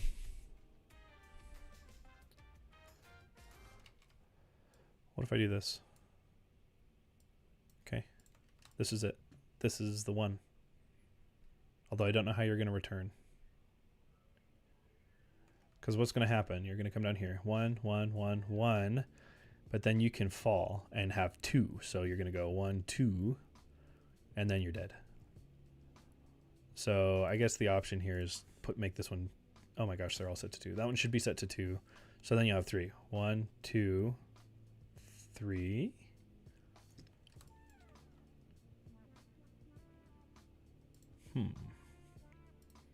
This might need to be low after all. All right. Let's try this.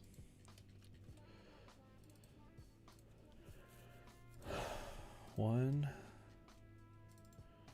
Yeah, I think it's going to be faster to just not have to double click into all of these.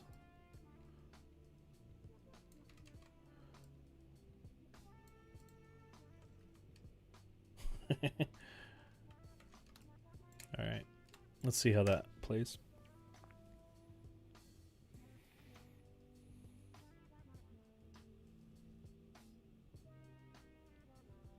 I'm okay with the new YouTube design. I don't think they needed to change it, but it doesn't bother me that much.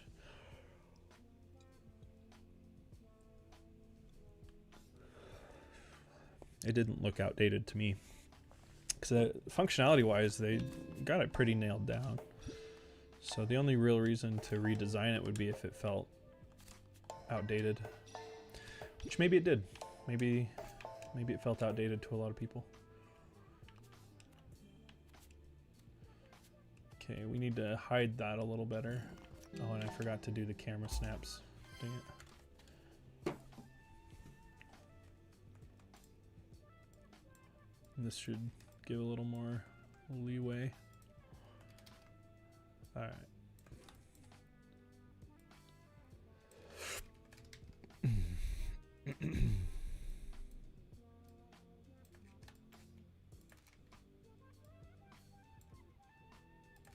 And this is growing up the corners a little bit. And camera snap was the other thing.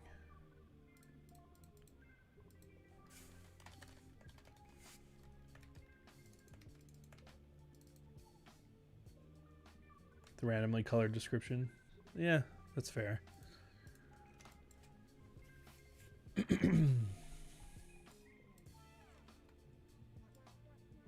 go up a little bit for those. I don't like how this feels right here. It feels really easy to see. Maybe what we can do is direct the camera differently. See, I have this. Why am I doing this? Left clamp is true. Why not do a right clamp? I don't understand why I had a left clamp there. Why not do a right clamp and push the camera towards it? I guess it's still gonna show that, isn't it?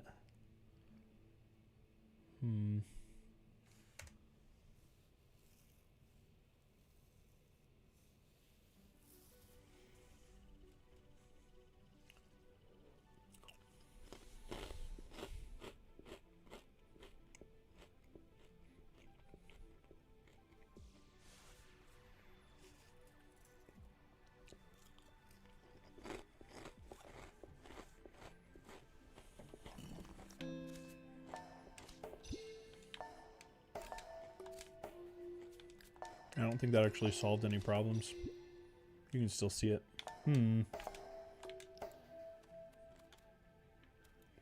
Okay.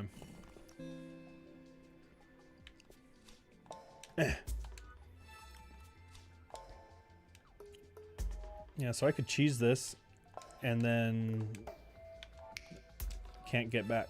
So that's great. That's what I want. Or I could go all the way around it. Boom, now I have 3. I think that's fun. I like that. That's kind of silly. For all the right reasons. Hold on. Can I get this? What if I go like this? Can I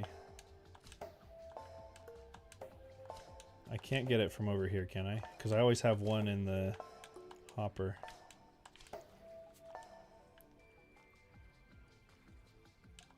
Okay, I got 2. But now what? Yeah, I think that it forces it. I think you still have to do it that way.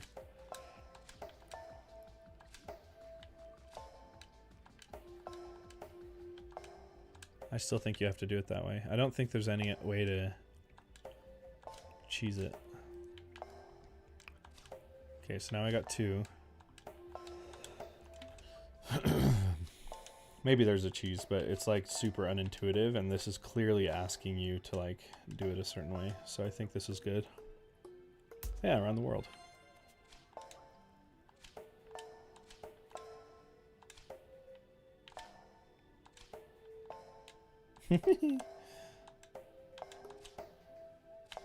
Yeah.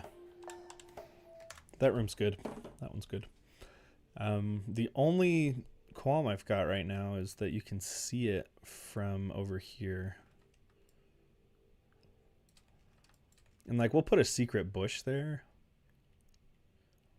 But still, it just, I don't know.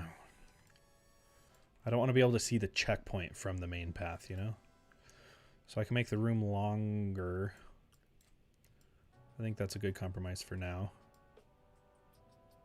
Just put it over here, you know? Give the player a little bit of a runway.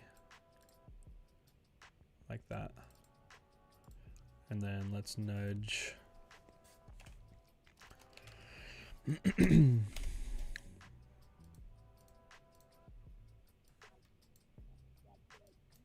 then we'll move this like this. There. I think that's fine.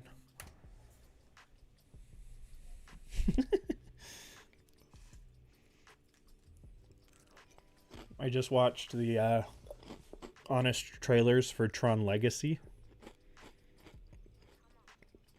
that I guess they just released recently.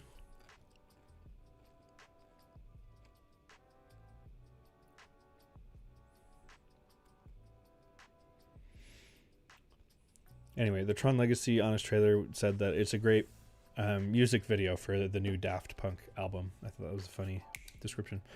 There's the TV series too. I liked the movie. I didn't watch the recent one yet, but I liked Tron Legacy back when it came out.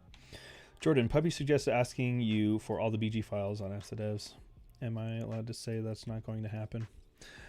I don't have an answer for it, to be totally honest. That's a question for Noah and Rachel, because part of our Kickstarter tiers has to do with like art asset books and things that we're sharing. So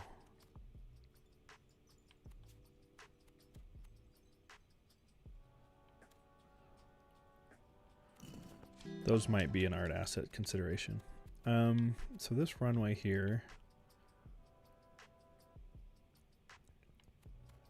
I can make this, I can move this over a lot more than it's moving over. Let's go 14 and see how that feels. Yeah, there's a TV series, there's a cartoon series. It was like TVY7, but I hear it's really good. There was a Tron TV series at one point.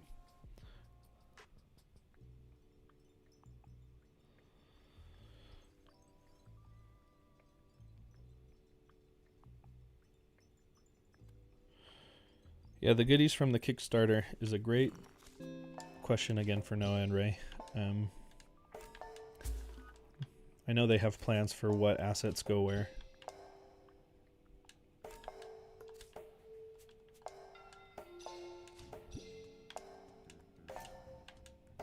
Okay, how does this look?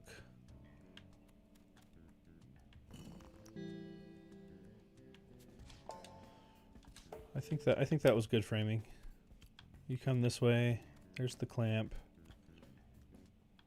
I mean, there does hit a point where there's a little bit of blindness, but it's not much. The alternative would be nudging it over just a little further, which I think I can do. So we'll do that. Yeah, I just don't have an answer yet to that, Proc. So getting the backgrounds, the challenge too is like I'd have to go in and take the screenshots within the game, and because it's layered in, right? Like it's not like just a single file. So I could do it in Engine, of course, but then there's like resolution questions, and I think it might be part of our goodies kit.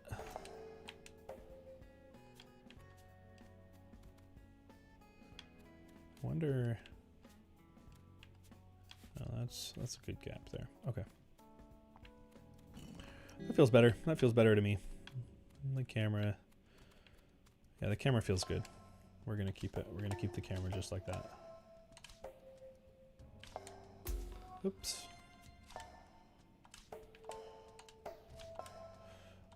When Tron Legacy came out,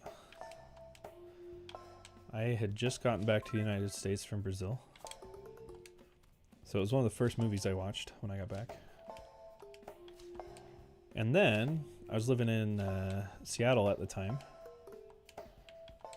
And they have a laser dome at their Seattle Science Center where they do laser shows and stuff. And they did a Tron themed like Daft Punk laser show. And that was just such a magical time of life. There's some nostalgia associated with that for me. So I think that's part of why I like Tron Legacy so much. Alright. I think that Atropa's good to go. We just got to give it an ID. I know. So I went to Sao Paulo. And then I spent a lot of time in the interior. I went to Sorocaba. I spent a lot of time in Sorocaba, if you're familiar with that place. Bairro Trujillo I spent a lot of time in. Santana. Yep. Boituva, out in the middle of nowhere. I spent some time in Boituva. São Roque. How many years ago? It's 2025. I got back in 2011. So I was there from 2009 to 2011. I loved it. The people of Brazil are just so good.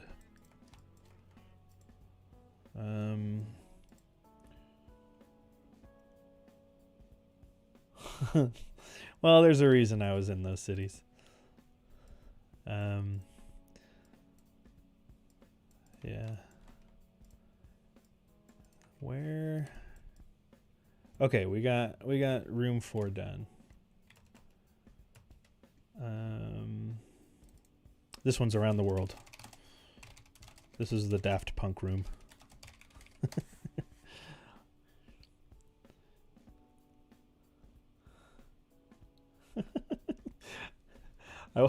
I wasn't there. I wasn't there to sightsee. All right. Room 5.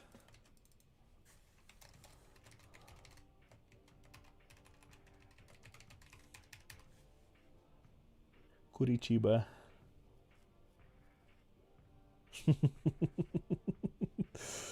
Yeah, the Daft Punk room. So I have this goal. I'm gonna do it eventually. Well, here's the thing. I don't know if I'll ever have time, but I want to like sneak in carvings into the final art level that like has the name of the room in the alphabet used in game. I think it'd be really funny to have like Daft Punk written in a foreign language in this room. Who knows if I'll ever do it, but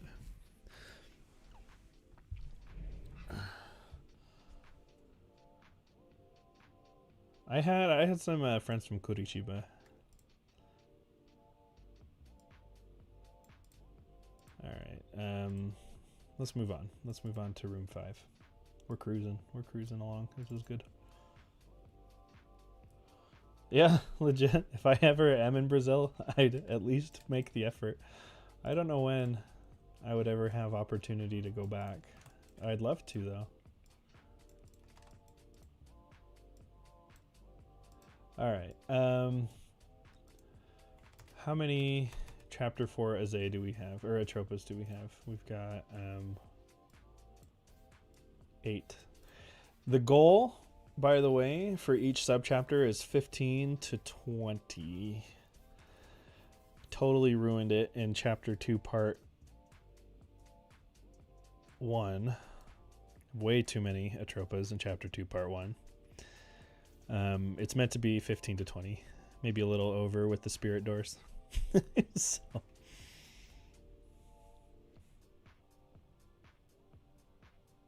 Yeah, those are weird emojis.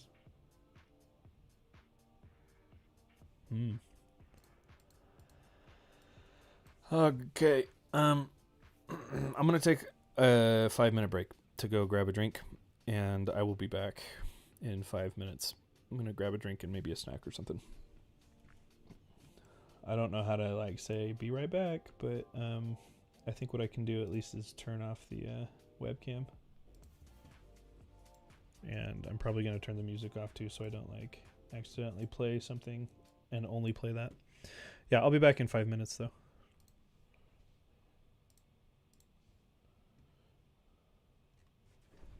Pull out a timer.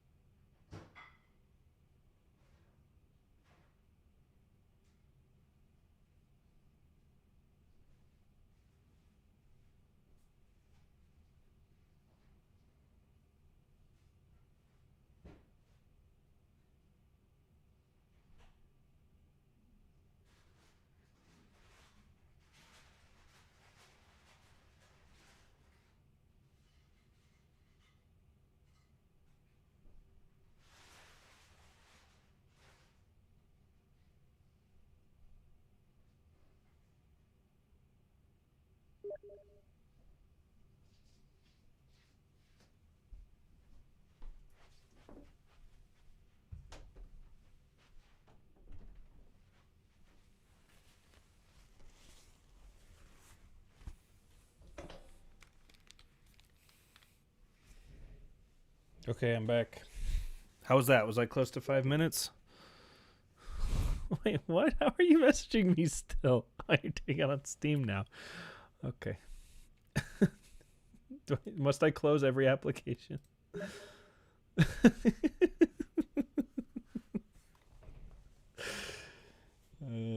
Okay, well, yeah, here we go. We'll just end task for Steam as well. Where is it? All right. That's funny. Where are we at?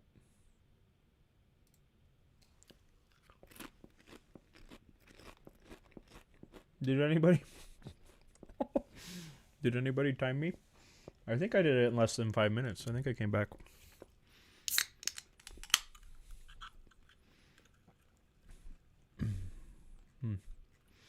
Anyway,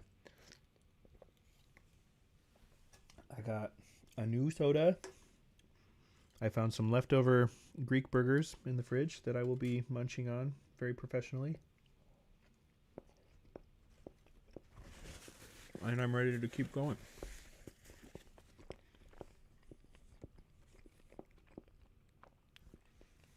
Somewhere between 2:15 and 2. I came back early.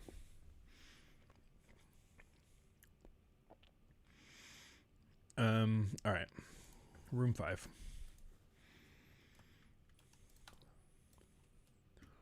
So quiet.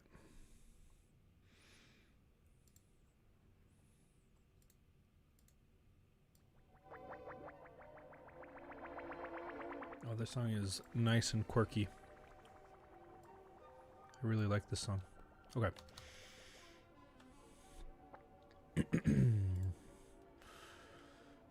What have we done recently, just so I can recap? We were doing this room up here. There's one in plain sight there, so there were 3 in that room. Nice. We want at least 2 in this one. Right? I mean, 9 times 2 is 18, so 2 to 3 per room is perfect.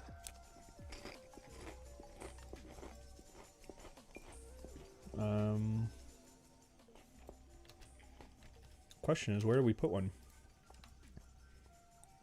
This room has kind of this purple smoke thing going on. There's this cool little bounce here. Ooh, this feels like a space you're not supposed to go in. There could be something cool there. How many are here? Are there 1? Let's play through that room and see if there's something we can do there.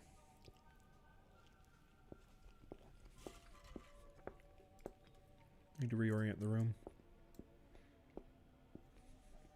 Mm-hmm. Can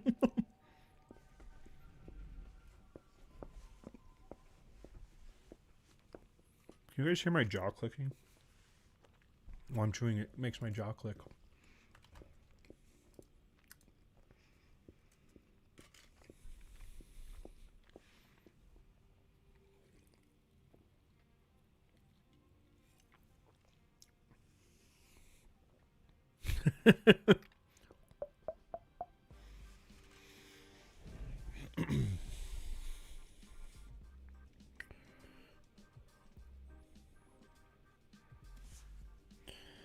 Maybe I should mute myself while I'm taking bites. Okay, so. Well, that feels like a way, like we could do something up there if we wanted to. And we could hide a red Atropa up there. Just make that like wall jump territory. I kind of like leaving it the way it is personally, but now this is the room I was talking about. Like you shoot down there, right? But what if you went down there, you know? That feels like a good spot for a secret.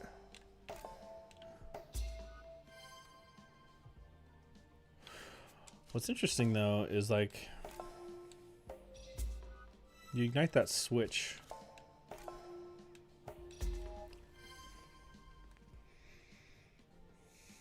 And the other problem is when you get down there, how do we get you out of down there, you know? Like we could have this room span underneath and then you just skip this obstacle, I suppose.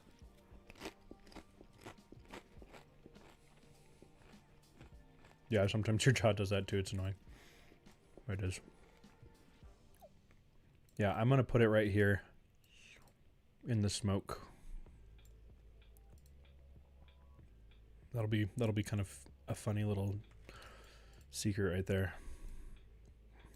Yeah, I like that secret a lot. And we'll just go underneath that obstacle.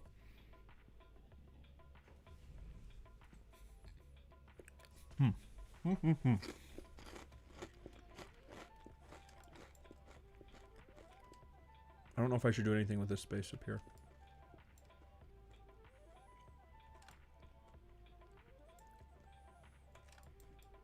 What else is in this room? Oh, there's these. We could definitely put one over here. Okay, let's do two in this room. We'll do this one down here, and then we'll do one in that obstacle. That feels pretty good.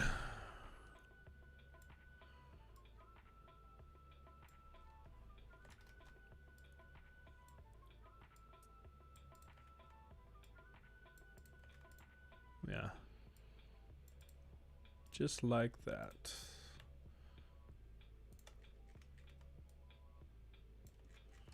Yeah, just like that. We got ourselves a nice little spot down there.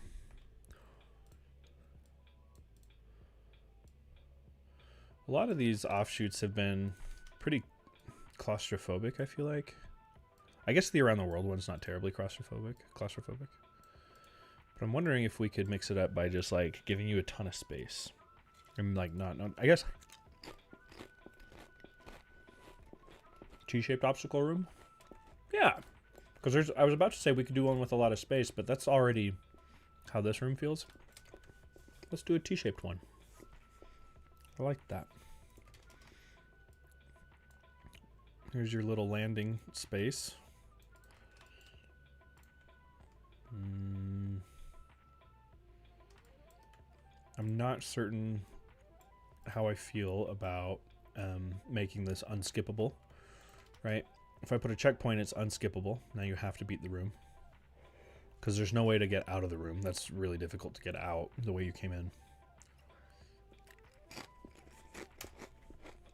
We might do no checkpoint. We'll see. Let's do a T-shaped thing. We could do big T, little t.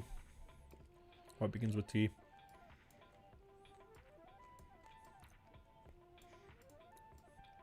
What if we put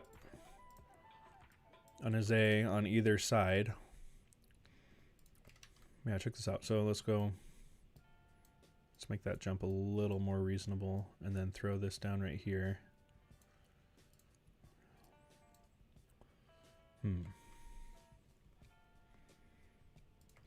I want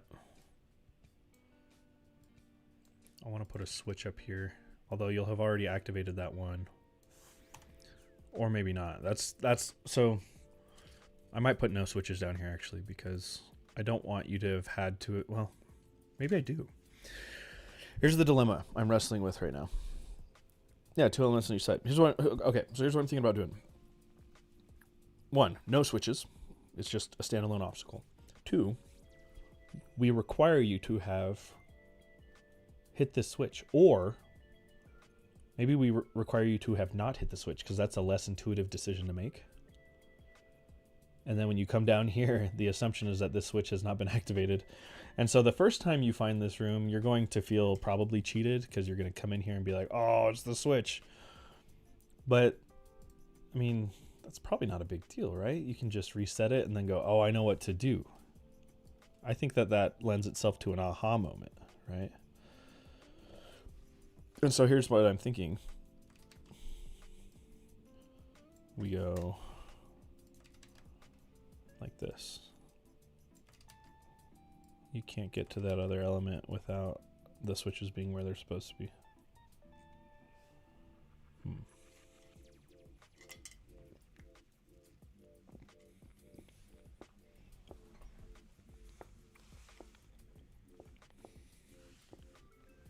Welcome, Hopper. Thank you. I'm looking forward to playing it when it comes out, too.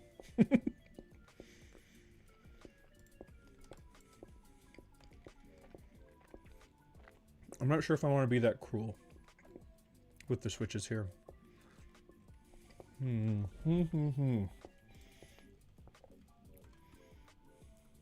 Anyway, the idea is that you're going to come over here. I want to give you like 4 of these. 1, 2, 3, 4. Maybe you only need 3. But the idea then is that you're able to come over here the way you need to turn on the right switch.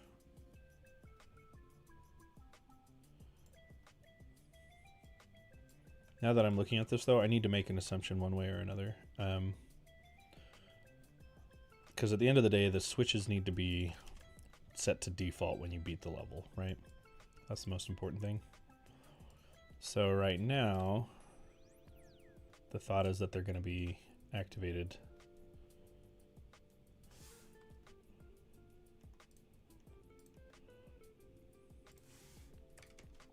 Let's actually just assume that. Let's be less cruel. Let's assume that the player likely does what is the expected behavior, which is hit this switch before going down there. And then they'll come down and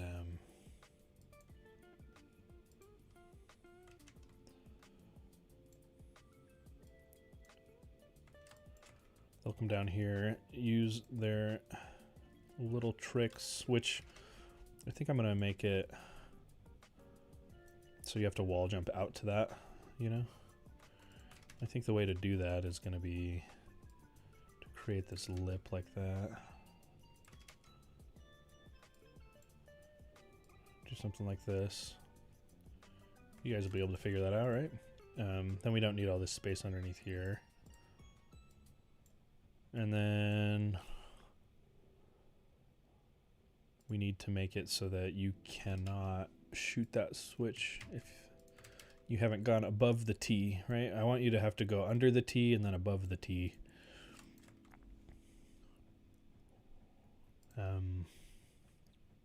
So these will be switched on when you get into this room.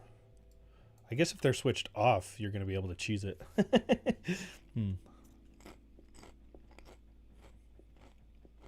Maybe that's fine.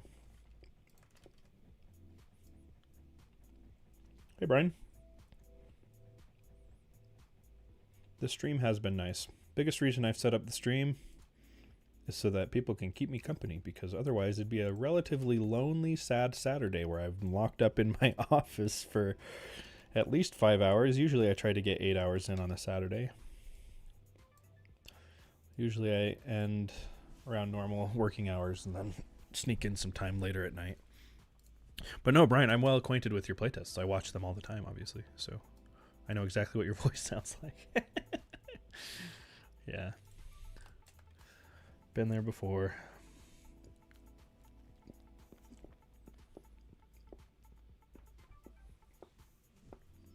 Sorry, my jaw's popping. Okay.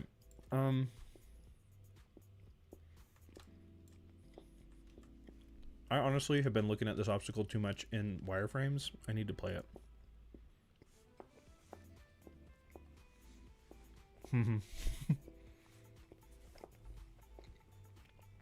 Now you're one of the more consistent playtesters. I can't remember the exact number. There's a good 20 to 30 that are consistent.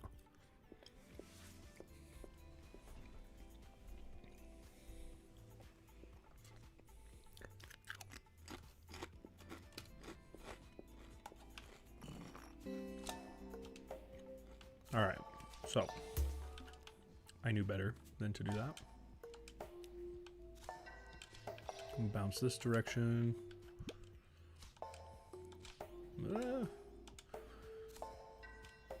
I mean, that's a really well hidden secret down there. The smoke really hides it, I think.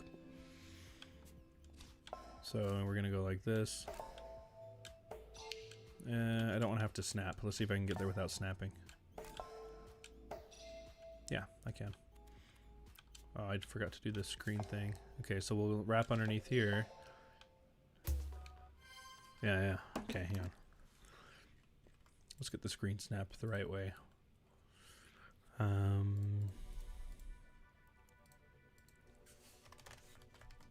True. Hi, Pinto. Isn't that the name of a car? I feel like that's the name of a car.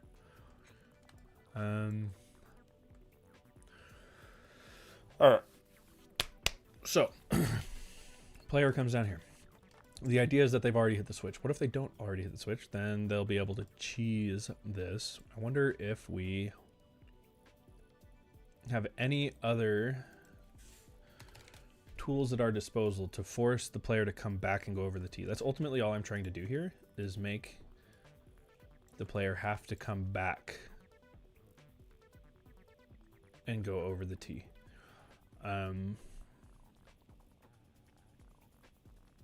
I guess what we could do is not make this all the same open space, you know? We could just do something like this. Oops.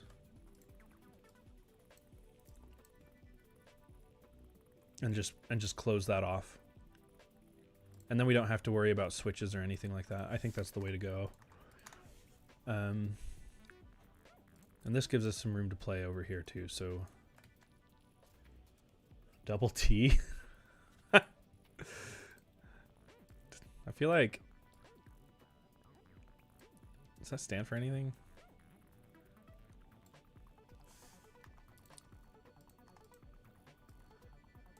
It's not a bad idea though. Double T. Like that. Double T.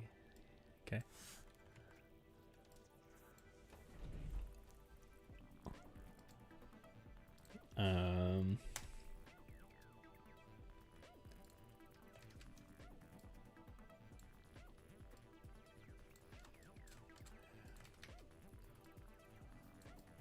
Throw this down right here. Yeah, this is a little more interesting, isn't it? And we can make this I mean, we're so close to the bottom, we can make this a death pit down here.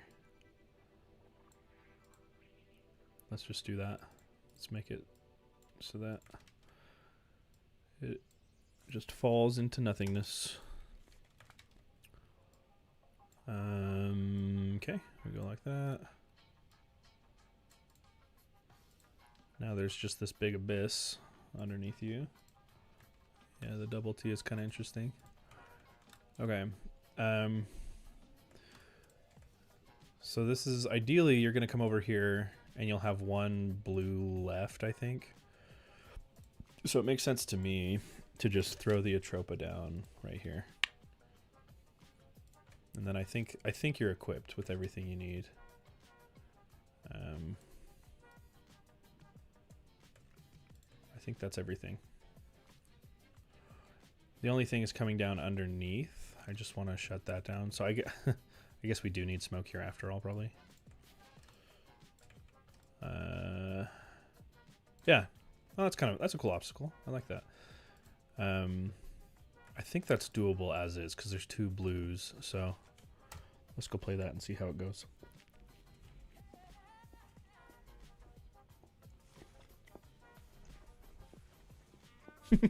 Pito's unfortunately a terrible car. Sorry, I just barely read that.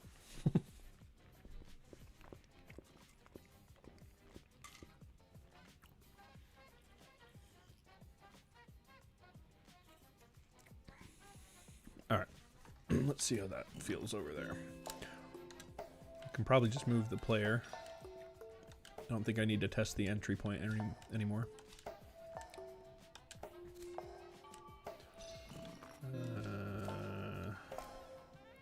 Just out of curiosity, I guess maybe I do. Like, if I were to do something like this, it shouldn't be pretty... It should be pretty inconsequential. Yeah.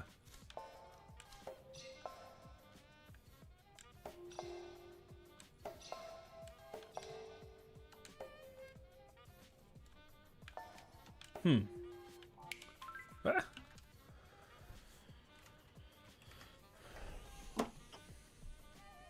Facing a challenge here. But some of it is hidden by the camera. I wonder if I bumped it over by like 6 half tiles.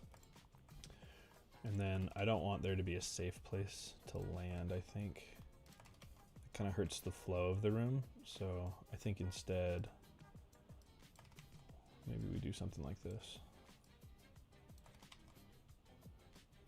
Move that in like so. Let's try that.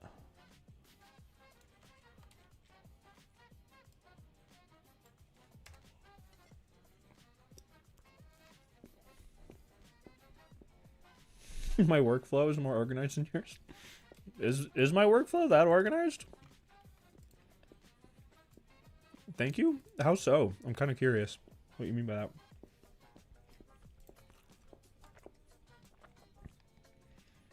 I think we're all quietly procrastinating something at some time, at any given moment.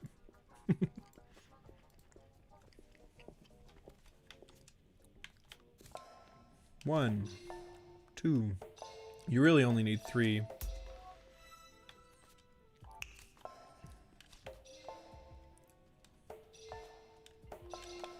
Yeah, you really only need 3. These T's might be too wide, to be totally honest. Yeah, they're too wide because I want that to happen, and you just can't see it. They don't need to be as wide as they are. So let's dial them down a little. We'll do this.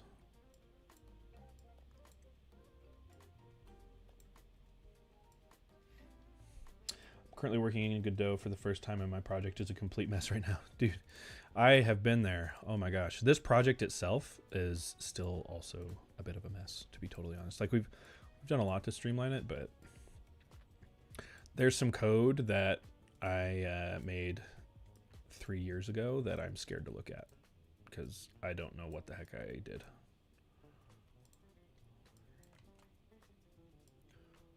All right. We tightened up the T's a little bit. What are you asking? Oh, the pink blocks? This is the smoke that kills the spirit.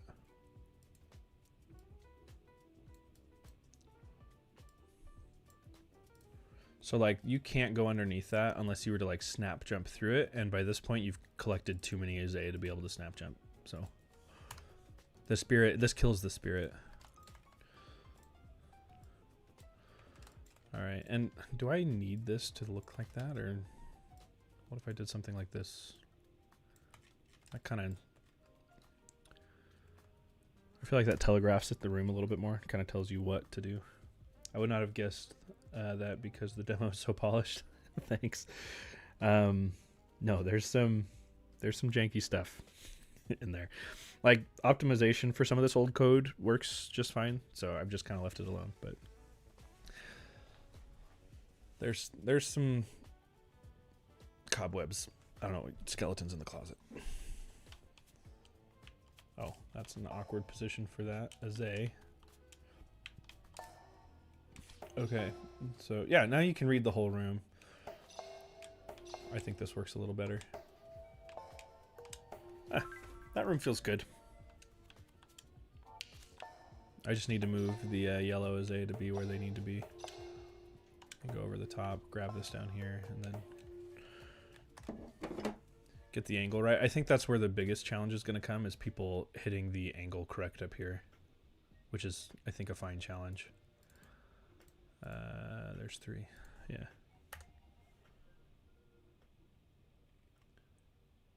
People will want to go under the T. Like, are you saying we should allow people to go under the T?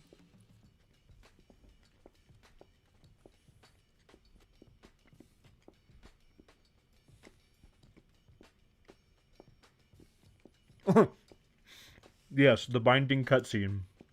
How do you know? I must have said that in a devlog. The binding cutscene is so janky. Like, the cutscene itself is fine,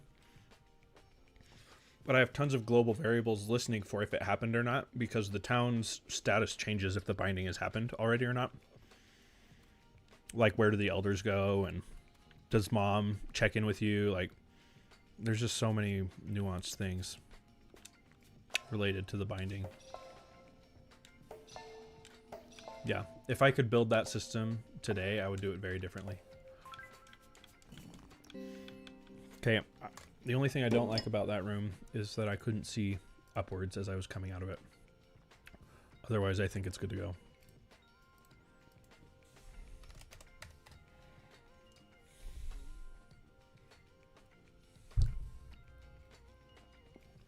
The elders bug. Yeah, you could chase the elders down and they just keep moonwalking in midair. All sorts of problems with it.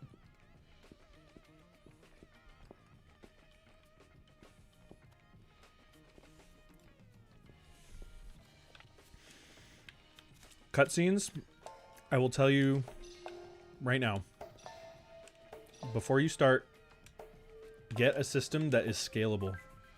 I built so many bespoke things in my cutscenes, right?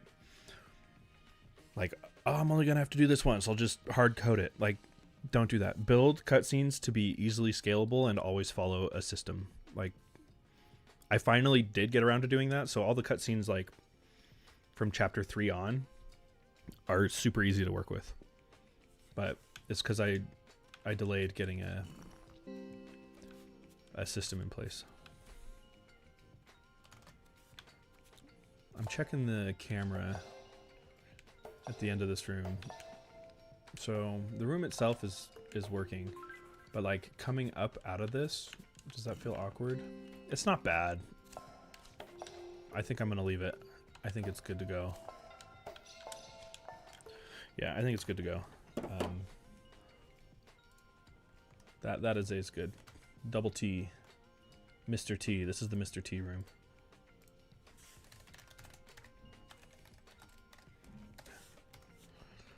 That's number 134.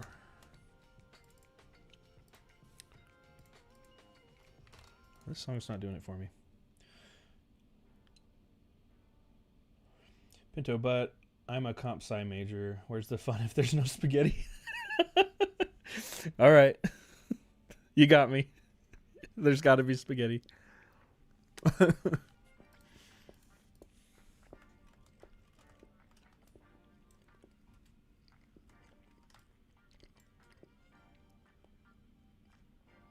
I don't know where to put the Atropa in this one. Just as up, this chapter will be the hardest speedrun. The pinball is slightly faster than normal movement, so the challenge is prolonging it as much as you can. Yeah, people were doing that at PAX. I can tell you the exact thing, actually. Let's look at it.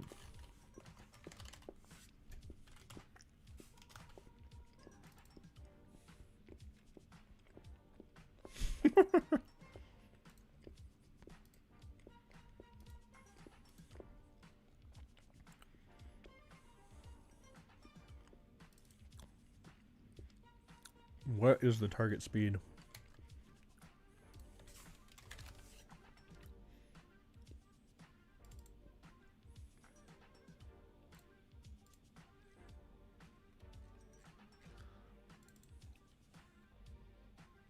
.5. So the spirit bounce in the current state moves 7.5 pixels per frame. And then the player's maximum run speed.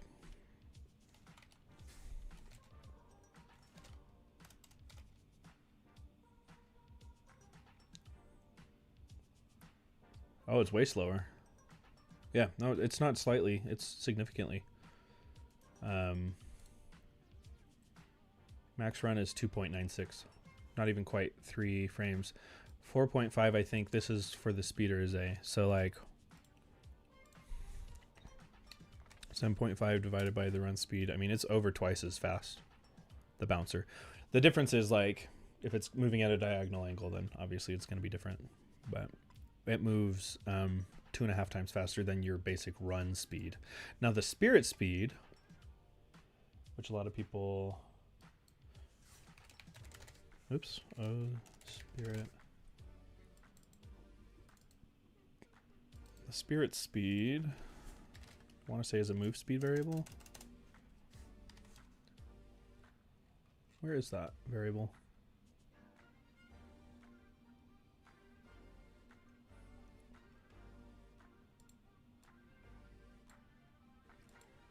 .75. So it's 1.5. It's 50% faster.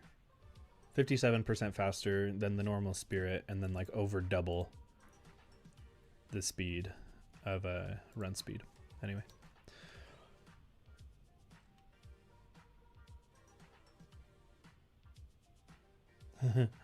I just want November to go by fast so that I can be done making this game. Hoping by mid-December we'll be pretty much done. We'll see. Okay. I think I'm getting sick of this playlist, to be honest. This is a little much. Let's go play my friend's music again and see if we can at least get flagged for that.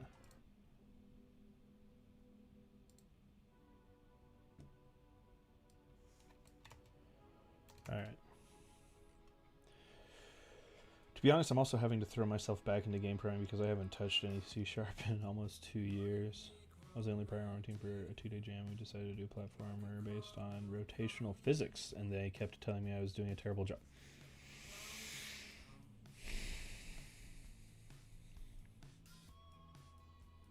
You did a great job. I'm sure of it. I'm sure you did a great job. Did they also do programming? Did they just know? Were they like, oh, I'm also a programmer and he's just not programming as well as I could have done it? Is that ultimately what they were saying?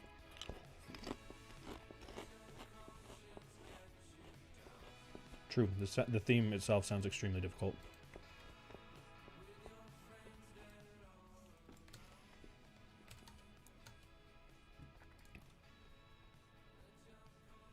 All right.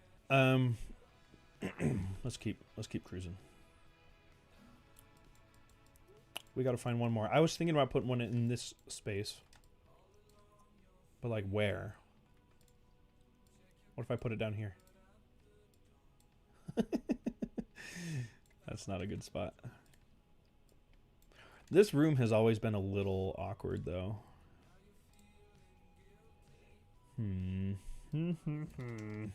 Where does it go?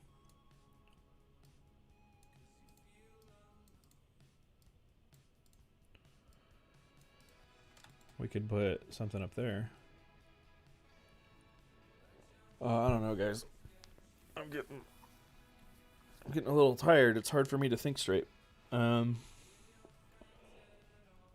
big is the current TG team outside of you, Noah, Ray, and the sound effect guy that I forgot the name of? Yeah.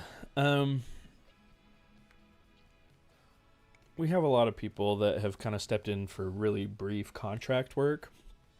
So Noah, Ray, and myself are the primary team. Noah and Ray do art and story. I do programming, design,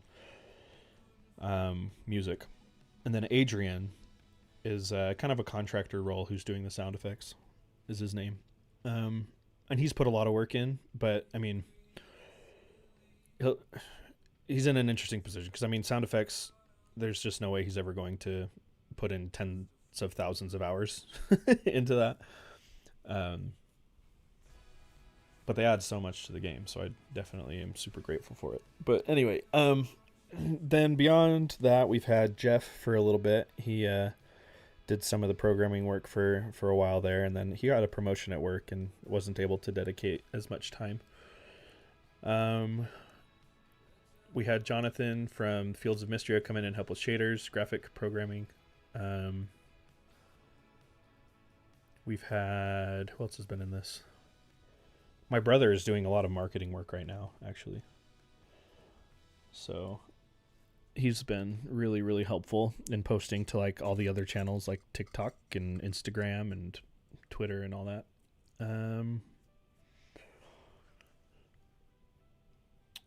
That's kind of... Oh, and then we had Rusty for a while. But I think that's it. Rusty did the music for the Jam version. And he ended up getting a job on a cruise ship as a musician on a cruise ship. I haven't heard much from him since, but with him, he was just fantastic to work with. And the only reason we're not working with him still is because I wanted to do the music. But Rusty is awesome. I really liked working with him too. Okay, I'm learning that I need music that doesn't have words because this is also throwing me off. Let's see, what other playlists can I use? I mean, you can't go wrong with lo-fi. It's a little calmer. Poor Rusty. Yeah, I mean, I think that it's a two-edged sword there because I don't know if he would have wanted to be working on this game for 4 years. And we would have needed to continually like bring him in as we created new artwork and new chapters. Like, I think that the workflow for him would have been really strange as well. So there's that to consider. Guys, I feel like writer's block right now. Where do I put an Azay in this spot? I mean, I think I'm going to pull one of these because we haven't done it for a little while. I'll put it right in here. In fact, what if I put it right here?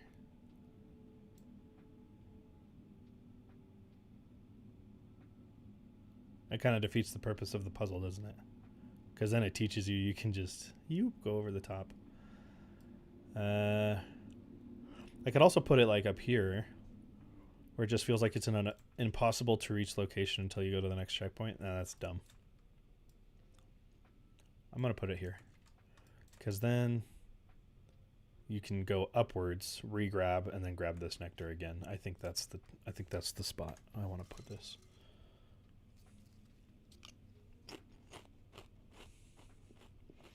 Oh, I keep calling them Atropa and Azay. They both start with A. That's my only qualm with the naming conventions that we have for these.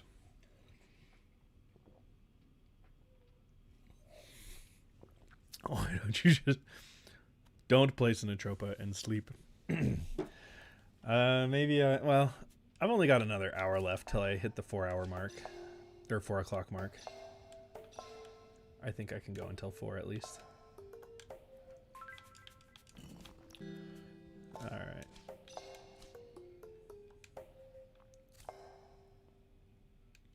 Did I re-pick that up? I must have. Alright. That Atropa is boring. That's an easy... That one's boring.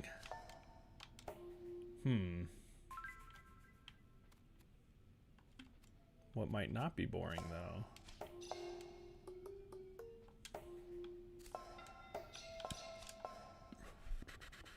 What might not be boring is putting one, like, on this side. I wonder... Yeah, you could always switch workflow and move the 1 hour you're doing now for later now. I do that sometimes, and then I get less done. Yeah. It's a difficult balance. I just need to kind of snap out of it and get a second wave. I like the idea of putting one in this space over here, because this is like a strange space that the player isn't really focusing on. So I'm wondering if, I mean, I guess the problem is you can always just grab this and come back. So maybe this room doesn't, there's just no good place to put one in this room. Like, we could also carve out a little space here and hide it behind some bushes. We could do that. Or we could put it somewhere else. Jordan is a false project worker. He needs to keep the 9-to-5 workflow instead of... Put it out of bounds so the player has to use glitches to get the Atropa. That's where I put Easter eggs.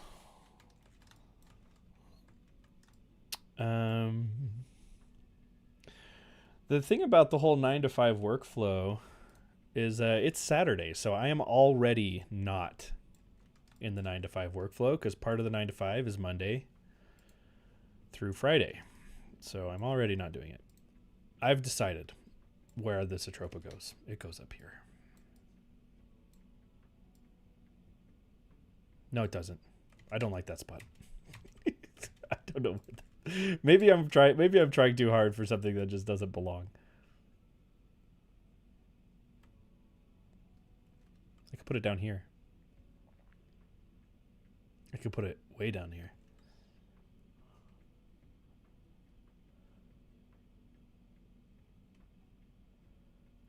Wall clips. True ending.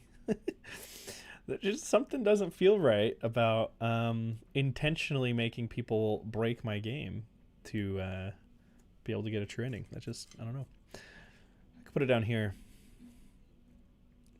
That might be an interesting location, actually.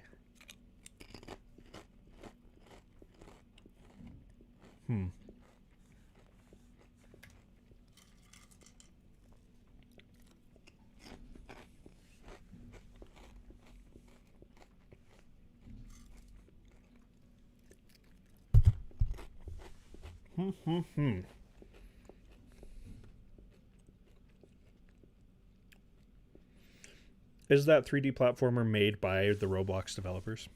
Or is it made by a third party?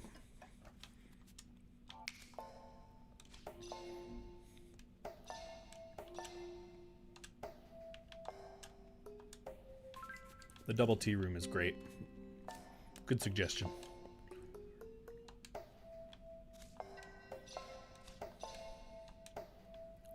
Yeah, I don't think there's any reason to put an Atropa in that room. Now that one, it's kind of a misdirect. Like,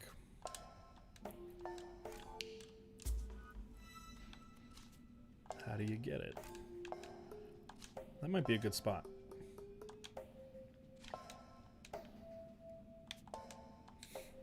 I kind of like it.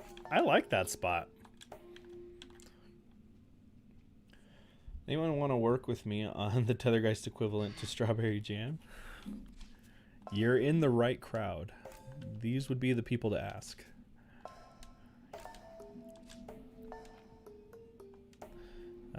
I like this one. I think this one's interesting. You just have to jump down there and grab it. That Atropa feels very reasonable. And it tricks players into thinking they have to get it on this side, when in reality, you just get it on the other side. I think this is a good one. I'd recommend people to play it if... Wait, what? Oh, you're talking about Roblox. You have more than 1,000 hours in the game. Wow. That's a lot. Yeah, the Undertale mod tool gives you a lot. Oh, thanks, Toby, for having a popular Game Maker game. This should be Atropa. I don't think that's 134. I think that's yeah. This one is plain sight between the pillars of toggle boxes. Yeah. 135. Okay. That took me longer than it needed to, but I liked that one a lot. The only concern I have, and I guess this is where playtesting would come into play. The only concern I have is that it would make people completely misunderstand the room. Because when I playtested this, everybody knows that they need to go up and diagonal, and it like turns a switch on, and then they can bounce. I worry that people are going to think they have to like do it in here somehow. So that would be the only downfall. But there's nothing that like a bush couldn't solve, like if we hit it behind a bush. So I think that one's okay.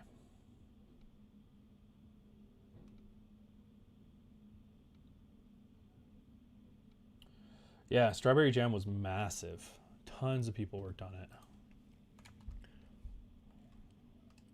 I need to play it still. I haven't yet.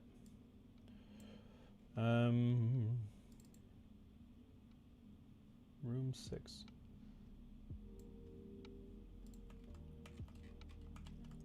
How many Atropas do we have now? We have, here, let's just...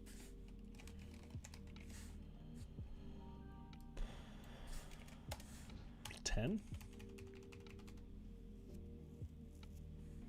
And if we went all the way down, we would have 18, 19, yeah. Cool.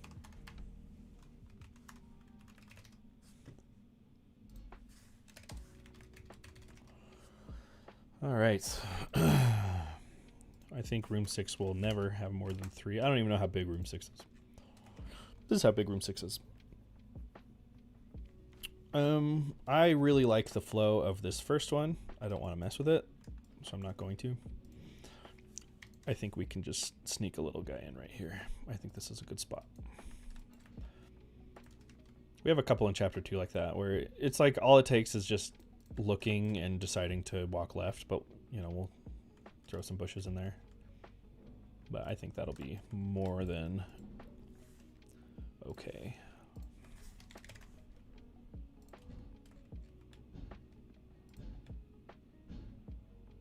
Just throw this down right here.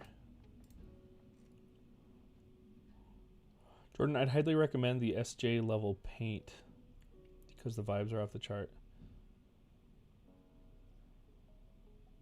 Strawberry Jam level called paint.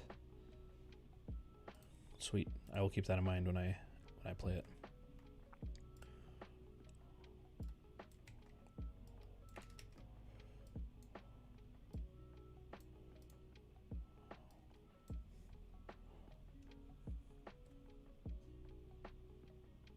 The what? You like the hape? Maybe in a trope room like that. What do you mean? Like a gap on the right side? It looks like jaw or teeth.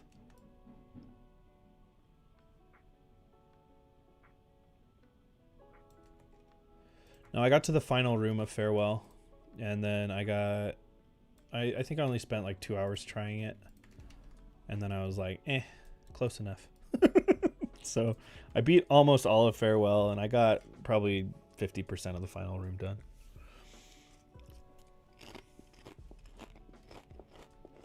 Zoom out and to the right. You're talking about this one. The teeth here.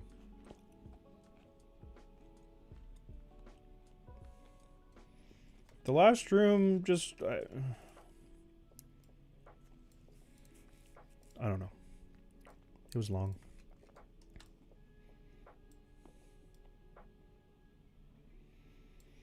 So you're thinking of a Atropa teeth room? I don't want to spoil this one, though.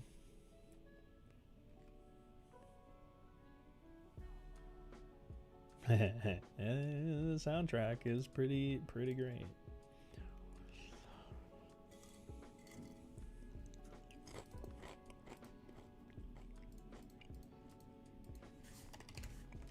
The Farewell soundtrack is so melancholy.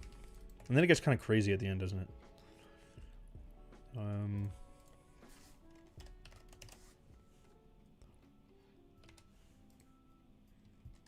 then we don't need a right clamp here.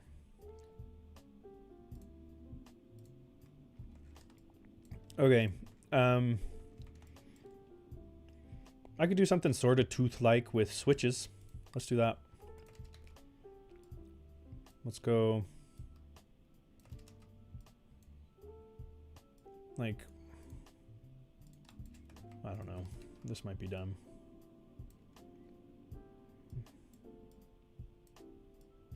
Maybe we go...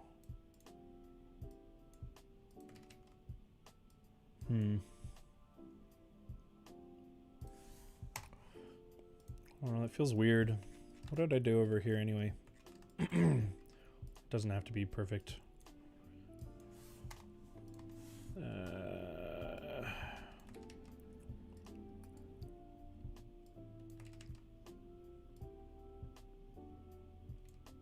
We could do like a stalag. Well, I've already kind of done rooms like this already, from top and bottom. But maybe we could do a thing where there's like these really tight obstacles. Maybe you only get 3 tiles in between, and you got to pull off a stunt to open the doors. I think that could be interesting. All right, there's some chatter.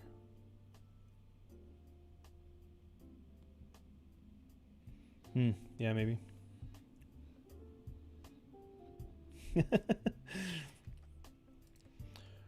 Thank you, Yasso. Honestly, I'm only spoiling a little bit. I'm spoiling where some of the secret rooms are going to be in Chapter 4, but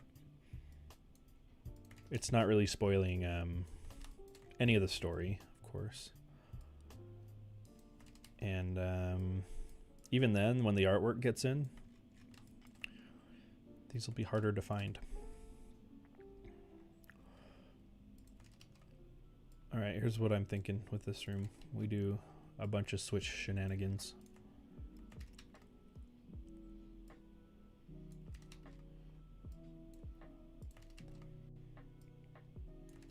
And so long as we have the inactive switches at the end of the room, it will always require you to have them open to continue, which is what we need.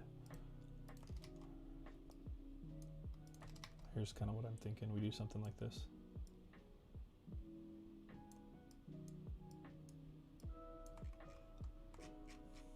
And then we'll throw down the Atropa right there. I'm trying to remember, did I assign the IDs to this? I think I did. Yeah, I did. I remember now. Yeah. This room will be cool.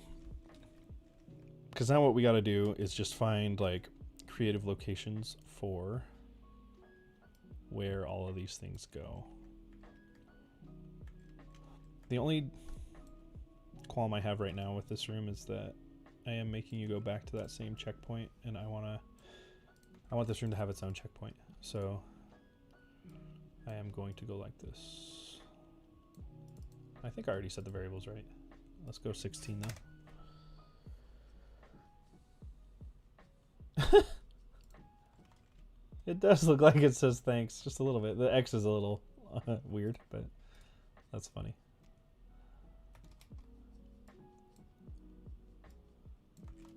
Did I? I did. I shoved this too far that way. Okay. Now we got room for a checkpoint, which is good.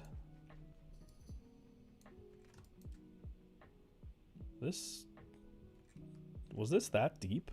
I guess it was. Maybe I had considered putting something down there. Oh well. I don't want anything down there.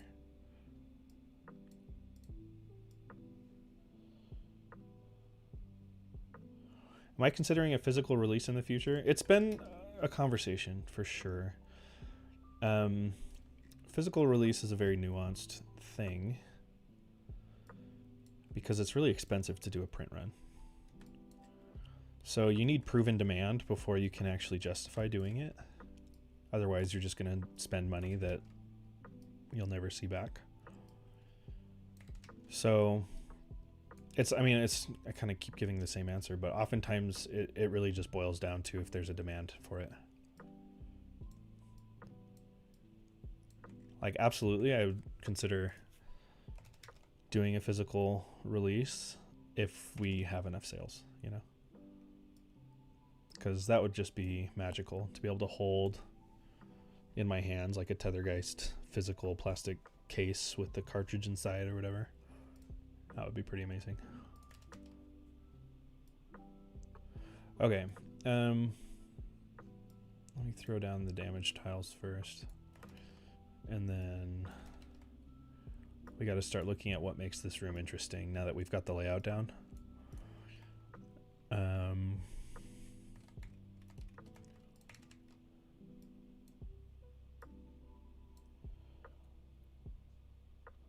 I'll hold you to that when the game sells like hotcakes. That would be a dream come true. We'll see. I think the game is great, but we'll see if enough other people agree. It's always been an uphill battle being a platformer.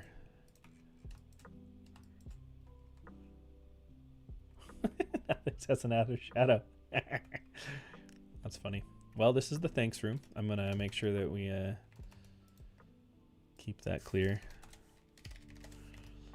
THX room.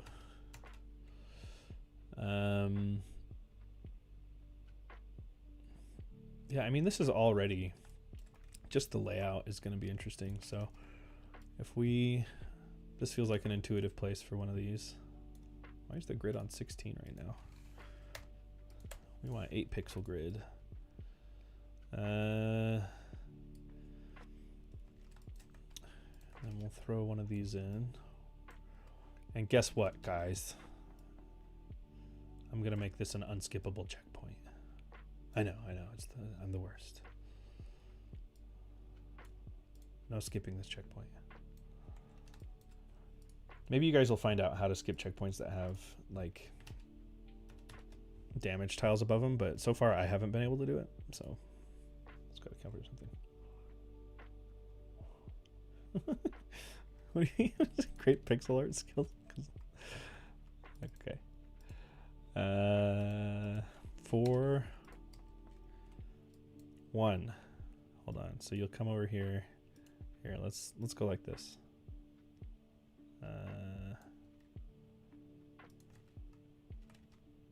Give you some jump room there. Like that. Oh, that's kind of funny. We go like this. That feels a little more natural the way it's built. I thought dude said unskippable ad and was gonna play an ad on stream. I turned monetization off. So if YouTube serves you ads, please tell me, because they're stealing money from me then. Not really stealing money, but I noticed that they served ads on my videos even when I did not have the monetization feature turned on, like on my devlogs. And so I looked it up, and the answer is yes, YouTube will serve ads anyway to people regardless of what the creator dictates. It's just whether or not the creator gets a cut of the ad revenue. So I'm like, that's ridiculous.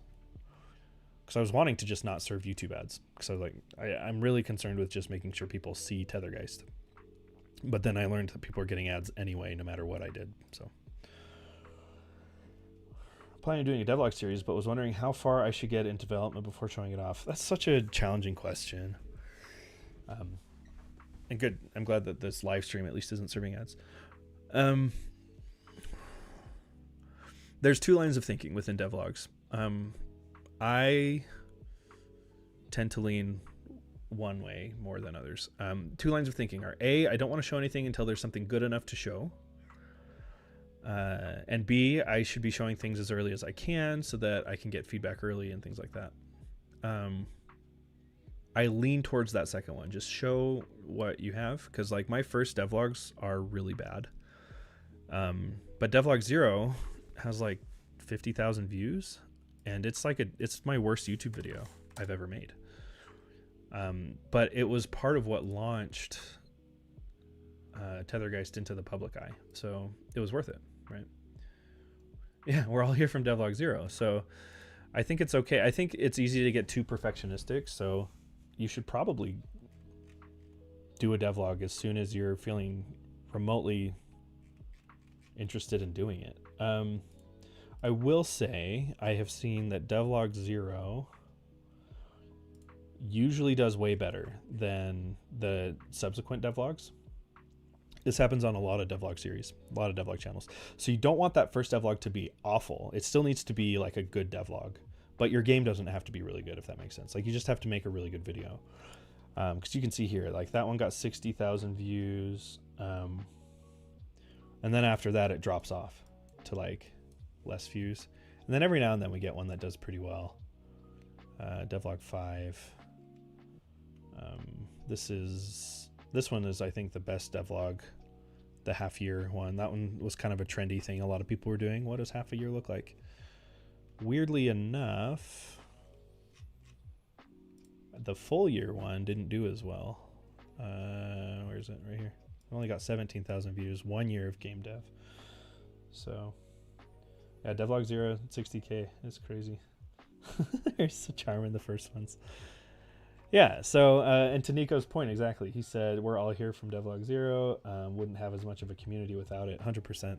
We wouldn't have a community, period, without the devlog series. Honestly, I don't know if we'd even have TetherGeist if it weren't for the devlog. Because we were kind of sleeping on it, right? Like the first year and a half to 2 years, however long it was between the game jam and devlog 0, we were not working nearly as hard on this game just as a team. We had other things going on, and devlog 0 got a lot of traction, and as a team we kind of looked at each other and we were like, oh, this is something we should dig into even more. It's funny, we kind of kept doing that. So anyway, sorry, that's a really long-winded answer, but I think you should just make a devlog. I think you should just do it. Just make sure that the video is really engaging. Your game doesn't have to be really good. Your video does have to be really good, if that makes sense. And even then, it doesn't have to be perfect, because this one's really bad. It just has to be better than just like a screenshot of nothing moving. Like there just needs to be a lot of things going on to keep attention and make sure that what you're saying resonates with viewers and that it's interesting and all that sort of stuff. So yeah, it makes me feel old too. 2003. Where's the analytics on this guy? Yeah, you can see like it really plateaued around 38, and then it's been just kind of cruising, you know. It doesn't get very many views anymore. But devlog 0 is that is a monumental occasion in the development of TetherGeist. That was a turning point for us. Okay. Back to this room. Do a devlog. Long story short, do a devlog. And let me know if you want feedback on the video before you launch it. I'd be happy to watch it.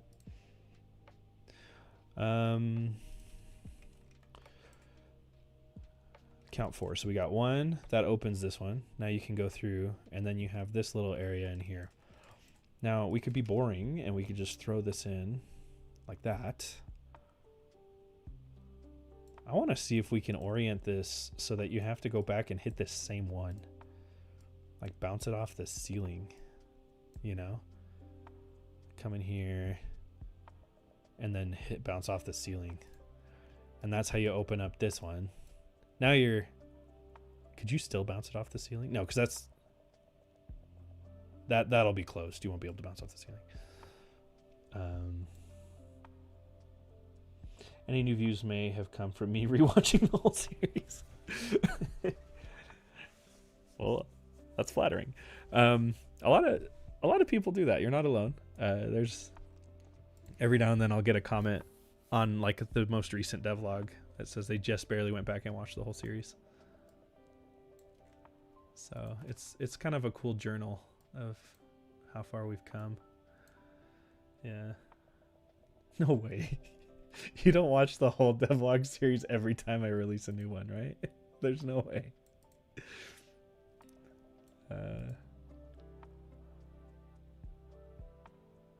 Yeah. Isn't that the one that does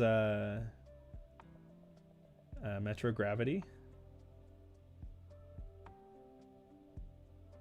You do? Okay, I'll believe you.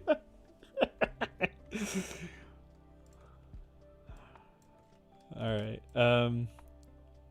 This angle I think works. And then you'll come over here. Now, I don't know what to do with this space. I'm being honest with myself. Because this one's... Oh, and I'm breaking one of my rules. I'm making a 3-tile area without damage on the walls, and that's going to encourage wall jumping in a silly way. I don't want that.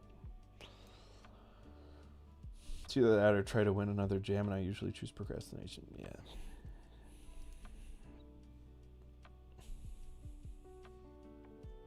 Survival pixel art game with a cowboy. Hold on.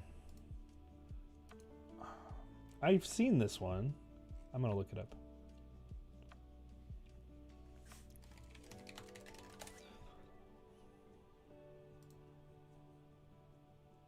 You know, maybe I'm crazy, but it's...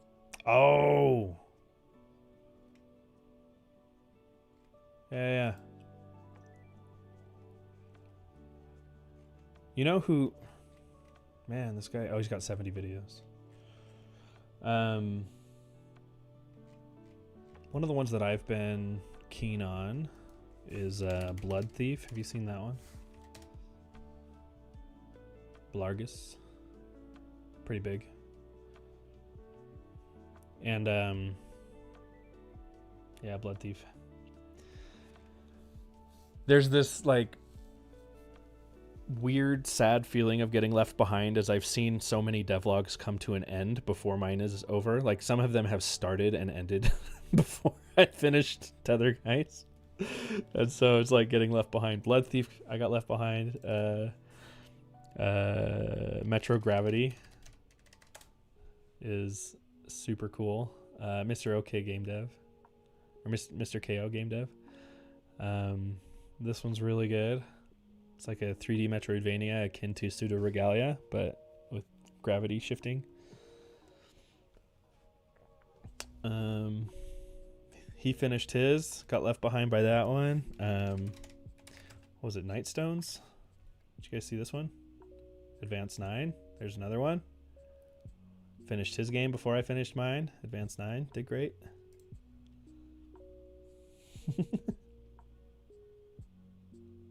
Yeah, maybe that's why it's taking so long, but yeah. Anyway, I'm getting distracted.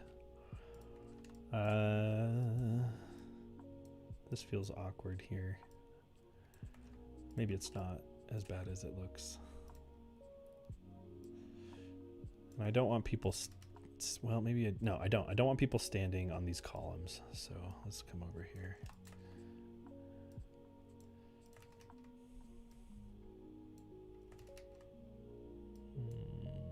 We go down like this. And we go like this. You know which game I'm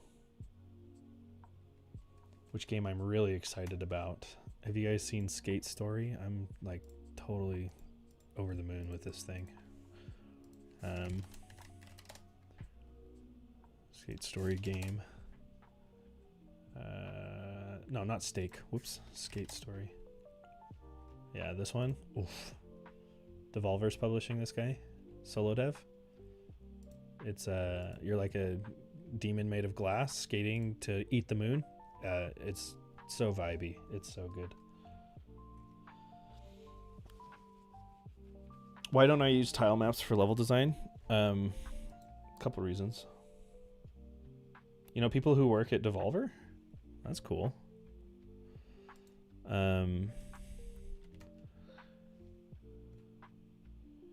Yeah, the glass does look really cool. You should tell the people that you know at Devolver that they missed out because we applied for them and they turned us down. I'm just kidding. Don't tell them that. No, the glass thing is super cool. This game is all postmodern and it's got good humor, but also it's just like really, really strong aesthetic. So, yeah, we when we applied for Devolver, it was right after Pepper Grinder had come out, and I think they were just not interested in platformers at the time. If I had to guess, we probably were dead on arrival with them, just by merit of being a platformer.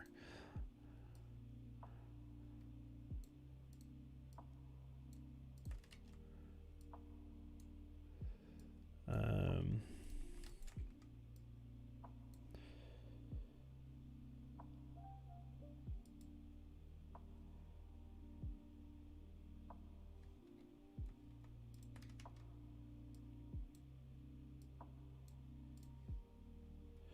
I mean, the people I know mostly work on the retail releases. Yeah, I mean, there's no way I would turn down an opportunity to meet people at Devolver. So I would be more than happy to have introductions. But at this point, we've already signed with ARGF, so we're not looking for a publisher for TetherGeist. But at the same time, I would love to meet some folks that work there just to have the connection and understand their workflows a little better. I'm a big fan of everything Devolver publishes, honestly. They do a really good job curating games and ensuring that the ones that release, I assume they influence some of the design process too, and I've always been really impressed. There's a reason they're such a big publisher, right?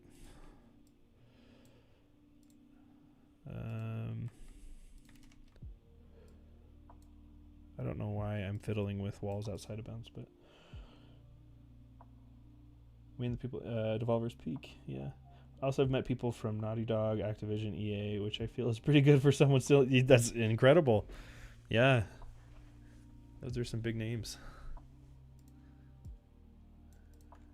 We've got a little network of people that we know from various orgs, but not those ones. All right, you guys, I'm like sitting here trying to be productive, and all I'm doing is like fiddling with pixel pushing on the outsides. I keep getting distracted by talking. Let's get to this room. So 1, 2, 3, 4. You're gonna need more right here. Why don't we just throw 8 in and see how it feels, and then go from there.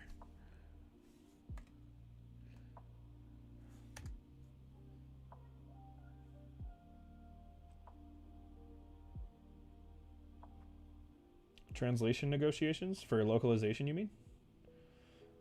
The negotiations were short, as Obi-Wan says. We are signed on with a localization company already. Is that what you're asking? Because that's been in the works for a long time. Wait, what did I do? Am I in the wrong room? I'm in the wrong room. Yeah, my productivity has gone down the tubes in the last 30 minutes. Normally, I would have probably stopped working instead. No, don't worry about being quiet. I should probably. So, What Lies West? Is that the name of the game that you're working on right now?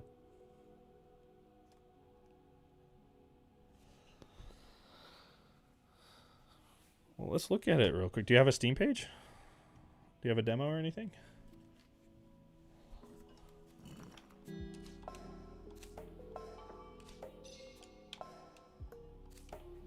Not yet. Let me know when it's up. I'm definitely interested in checking it out.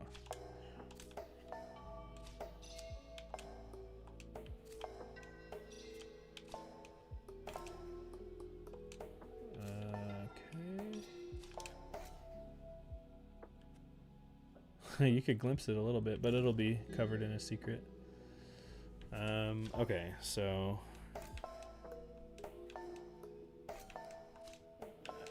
I like this room. I need to figure out what I'm gonna do about that space over there.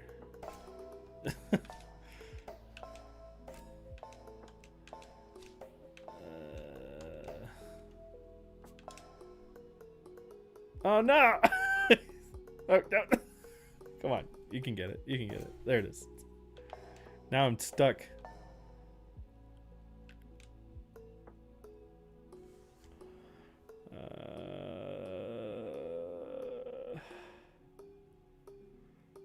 Okay, I have an idea. Celeste with a gun plus multiverse. Nice, nice, nice. That is a good hook. Although according to Jonas Tie Roller lately, hooks are not necessarily the only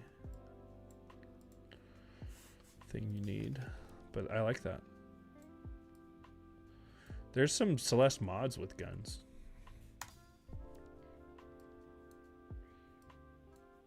Okay, here's my thought process here. So that prevents the bouncing, and then we'll just slap this guy down here. Up here. Over here. I don't know where to put it.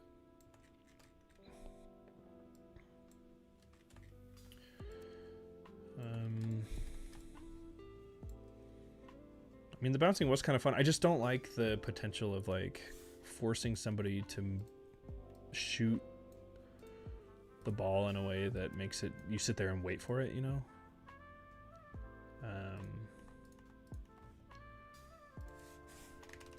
Let's do some toggle stuff.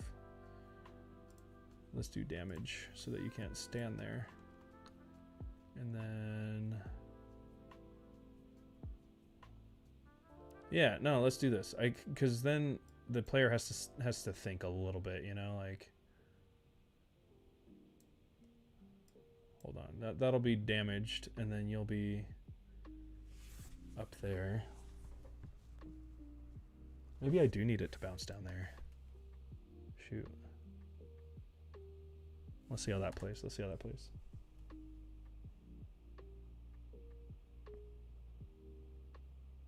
We also have a pretty dope story, but my progress on that is slow at best. Dude, story is secretly a really hard thing to get down.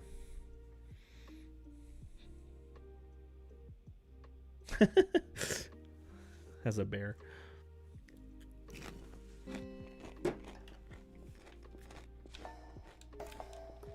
Okay, this part's cool.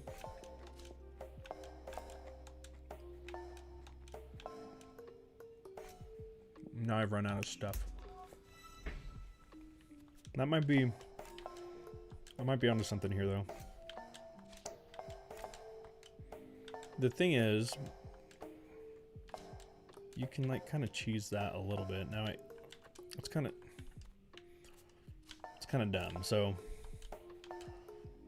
I can go like this, shoot that, and then if I sit here and waste a Zay, I can get an extra one.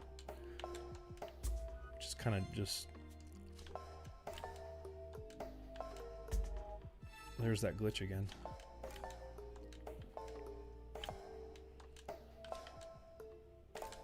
See, now I can make sure I get an extra one.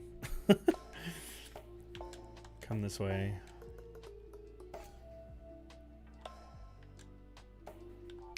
Yeah, and then I need a way to shoot down and come back out. This is going to be a tough room.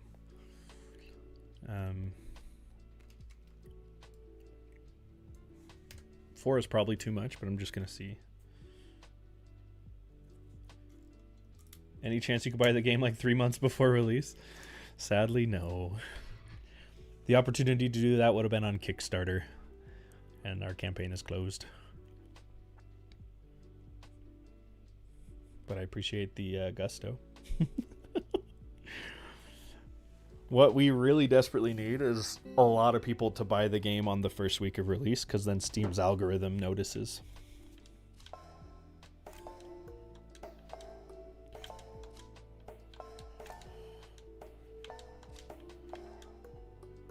Oh my goodness, what have I done?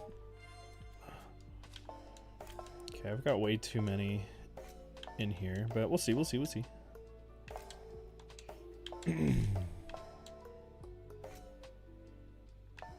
Oh no, no. I think I'm liking this room a lot, actually.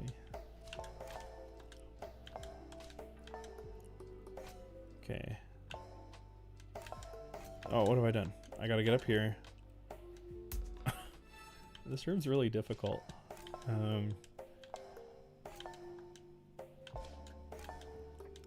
But I think it's difficult for the right reasons. That's not a good reason. That one. There's the bug. Ugh, I did it again. Okay, we'll come this way.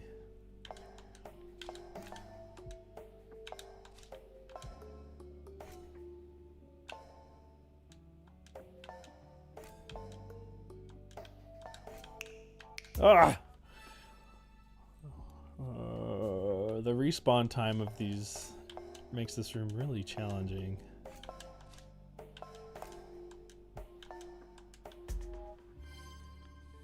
I'll buy 10 copies, gifting 9 of them, dude.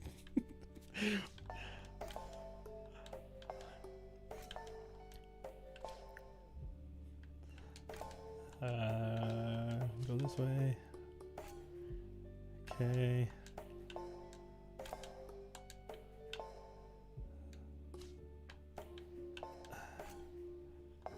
Oh, now I gotta get out. I gotta get out. Okay. I did it. This Atropa is evil. I kind of love it, but ooh, it's hard.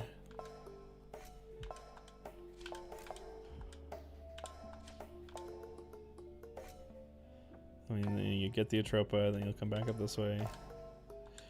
The part that's evil is waiting for this one to respawn. That just doesn't feel very intuitive.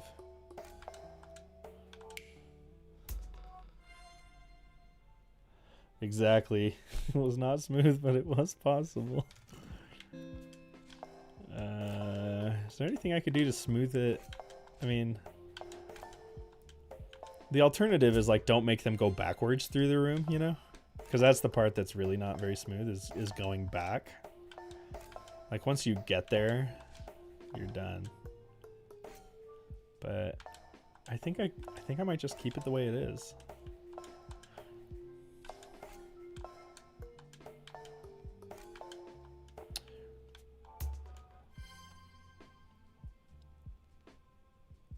I've gotten friends to buy copies of like Rusted Moss. That was a good one. And other games based purely on my recommendation, so I think I could easily convince people to pick this up at launch. We will take all the help we can get. If you are willing to take the time to do that, then we are honored and extremely grateful.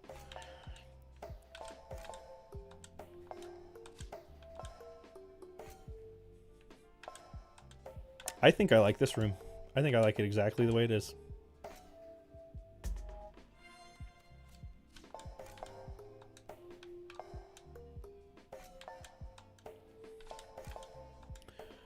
It's a very interesting room.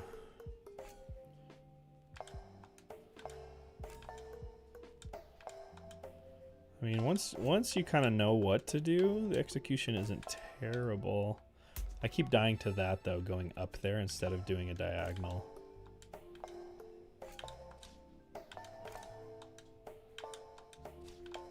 Oh, I'm dead. Yeah. Word of mouth marketing, man. That is the most powerful form.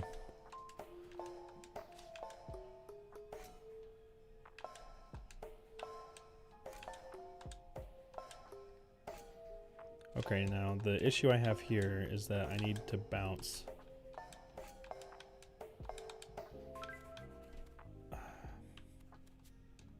I'm gonna leave it. I like that room. I'm gonna leave it exactly the way it is. Because if you give up, you can just turn around and be like, nope, not for me.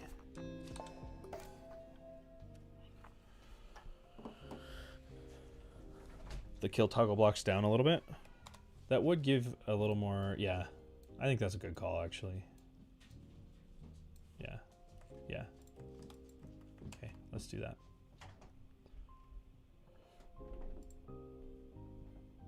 Hang on. Dad, I got some candy. You got candy? Yeah. Awesome. And I did not like trick-or-treating. I need to work for 15 more minutes, okay? Yeah. Oh. Purple lamp! That's right. Okay. 15 minutes. Is that...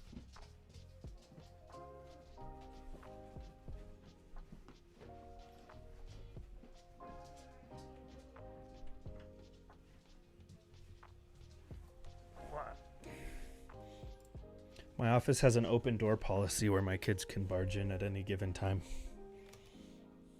And I like it that way. The vines up there look evil though at the end beginning. These vines right here?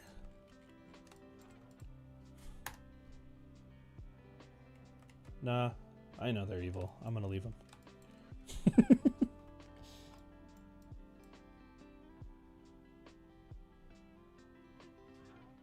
Oh. Yeah, I'm not. I don't want my kids on the internet, to be honest.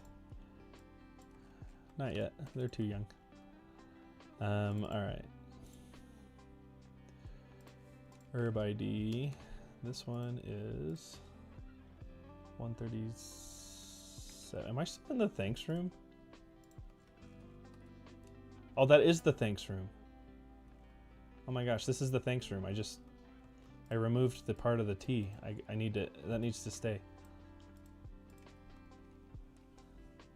Otherwise it's not the thanks. It's not the thanks room.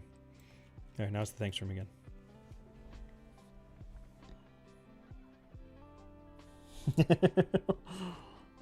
Yeah. 136. Alright, this one I took way too much time on. But that's partially because I was talking to you guys, which is time well spent. So, alright. I was thinking about putting one down here. Maybe I still could. I mean, what's stopping me, right? What if I just put an Atropa right there? What does that look like? How does that play? Do it.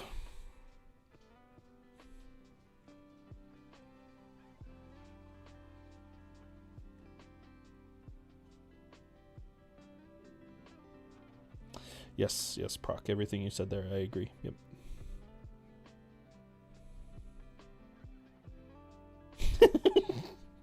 You'll remember this moment when we die there.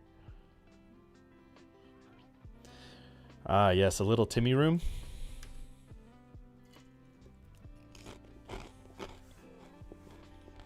That's the official term for Mario Maker levels that have like 50 bosses in them. They're little Timmys.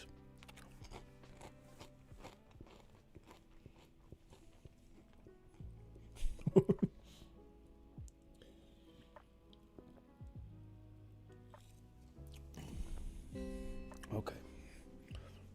We don't need to beat that room again. We just need to see if this one's beatable. How would I go about getting that Atropa?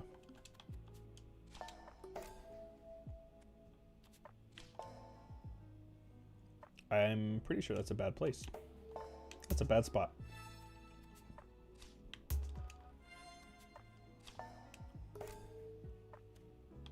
I mean, you could go... You could grab one of these, come back.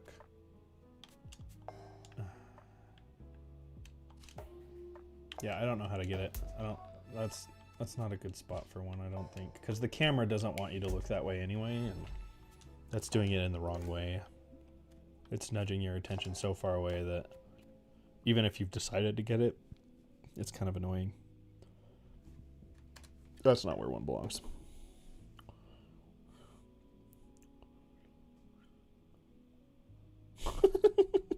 $500 in a really long hallway. Have a cutscene when you entered the little Timmy room and then go back.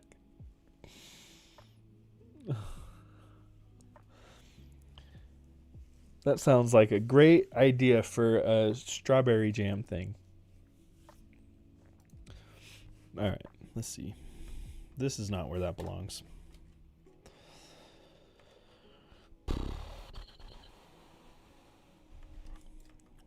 Let's do one of these. This will be hidden in the real game with just like some trees.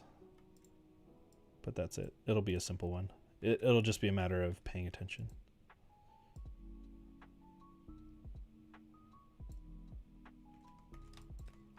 Yeah, that'll be one of those just cheeky little ones off to the side. Celeste has a lot of those where they don't have a dedicated room. 137.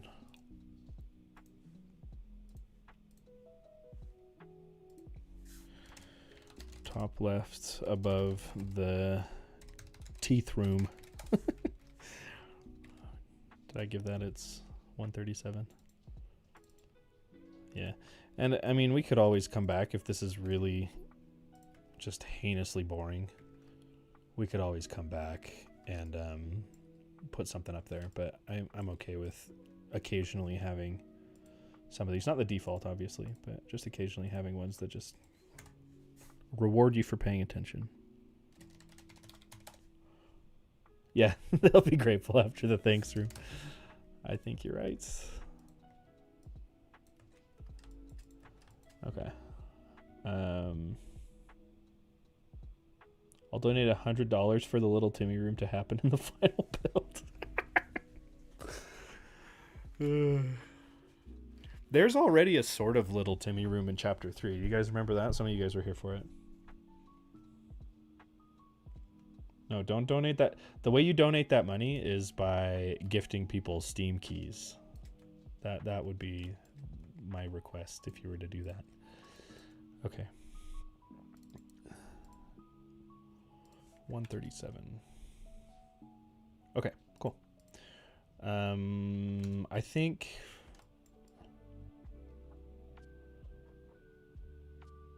that's it for this. Let's move on to room 7.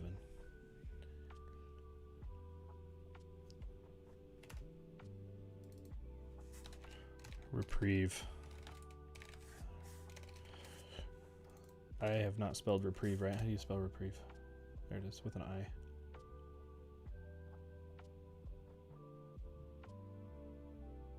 The postponement of punishment. Anyway.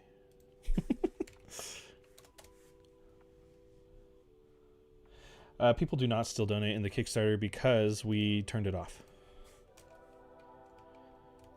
Now at this point, if people are going to offer us money, we want it to be done through Steam to help the algorithm.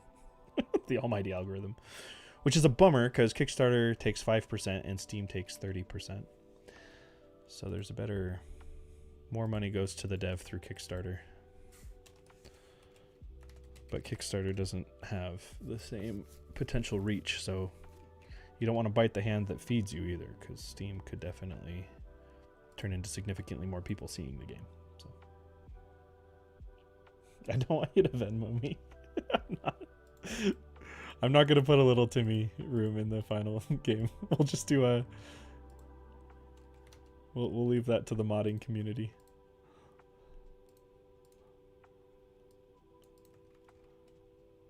Close all of this. Yeah, I've backed a few Kickstarters. Not a ton, but it's a trope for a reason that sometimes it takes like way too long. So we're part of the problem. We ran our Kickstarter a year ago and the game's not out yet. I've backed a couple on Kickstarter that have been like 2 or 3 years and I still haven't seen the game finished.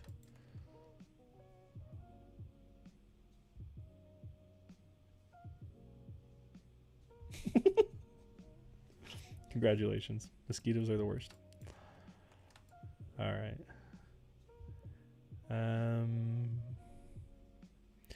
This intuitively feels... The thing is, I'm starting to hit a point where it's like...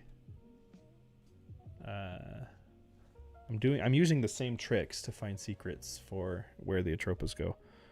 I think there's a spider in my room climbing on the walls. Oh, it just hid. We get wolf spiders where I live, and they're fast, and they're big, and they don't bite, and they're awesome. I kind of love wolf spiders.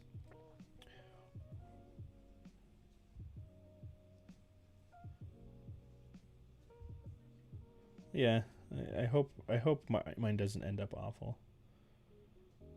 Mighty Number 9. I heard about that one. I don't know much about it. Yeah. Kickstarters are a risk for that reason. All right. Where do I put? I'm going to put one more. I got 5 minutes. Then I need a break. I'll probably work on some more stuff later tonight, but probably not over a stream. I'm hoping to place 2 in here. If I do 2 in each subsequent room. Yeah, that'll be 18 plus spirit door, right? Because every spirit door is going to have three red Atropas in it, which will equate to 21 for chapter 4.2, which is perfect. 21 is perfect. So yeah, 2 per room. 2 per room. That's all we got to do. We've already done something similar to this, so I don't want to put it down there.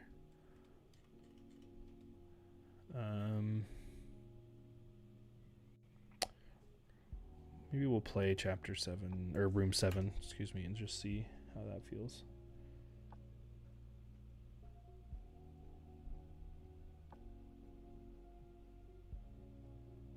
Huh?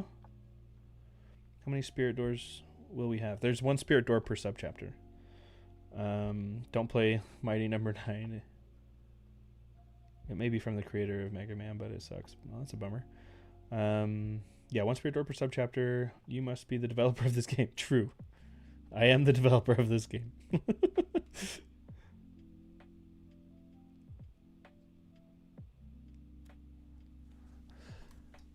There's me. I am the developer. Noah's the developer. Rachel's the developer. I'm the programmer and the level designer. Done all the programming. Jeepers, mister. Where was I going with this? Okay, so I mean, there's this. We could go over there. That's always an option.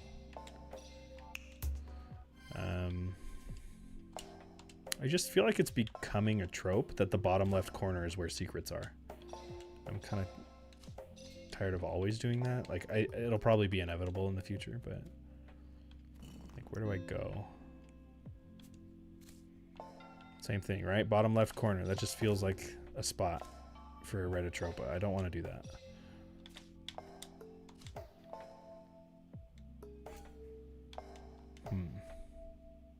I got a good spot. Let's go right here.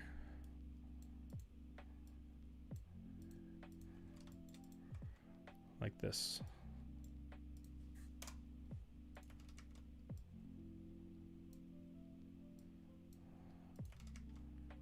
I like that spot. That feels nice and secret. Just like that. Another one of those ones where you slide through.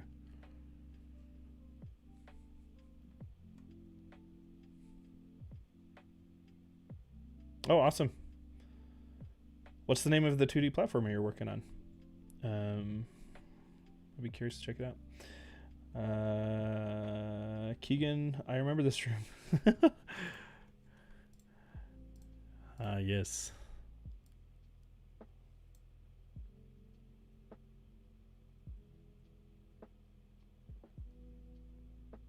Object shape eject?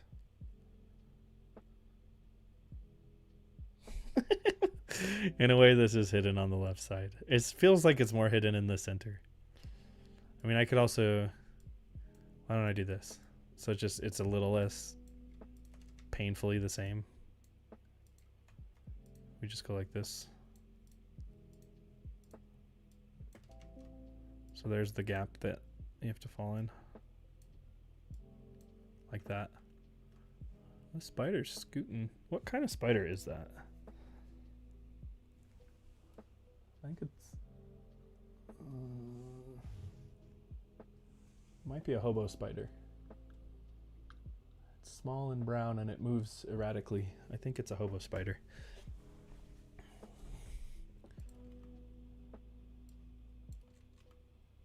Alright. Don't get me started on spiders in Brazil. They're scary. The banana spiders freaked me out.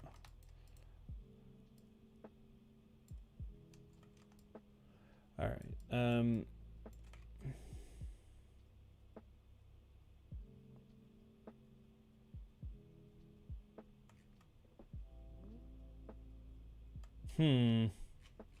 It's 4 o'clock.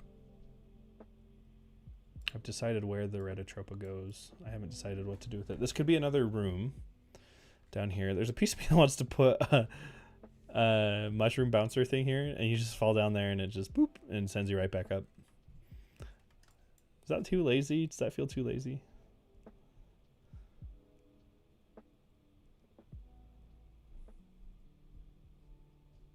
Gotcha. Put it in the area to the left. You're saying like put it down this way? I do not get tarantulas. Oh, actually I do. There are tarantulas in Utah. I've never seen one, but I know they're pretty peaceful things. I wouldn't be too worried about a tarantula if I saw one. Yeah. Brock gets tarantulas, yeah. Yeah. I kind of want to make like a really small little thing. The problem I have with this space down here is returning to the playable area is really awkward with this location. So that's why I'm thinking a little bit about like putting a shroom right here. Spider's cracking me up. It does not know where it's going. It's like wandered all over the wall. The worst spiders we get in Utah are black widows. I found a black widow in my closet the other day. But it was a male. It was a male black widow, and they don't have the same amount of poison, if any. They're like super benign. Male black widows are fine. And then we have a female black widow that lives in our front porch that we've just left alone. She's really scary. She's really scared. She's skittish. So we can never get her out of her cave to relocate her anyway. So we've just left her there.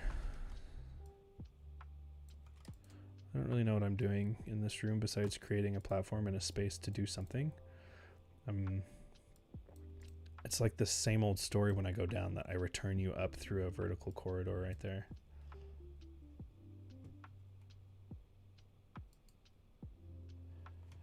Yeah, Pizza Tower.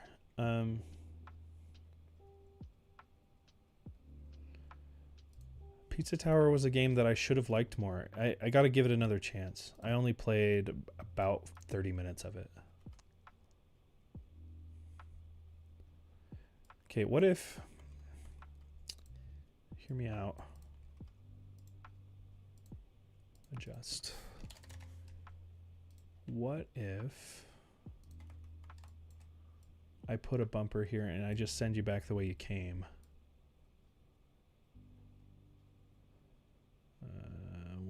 We'll clamp this room here.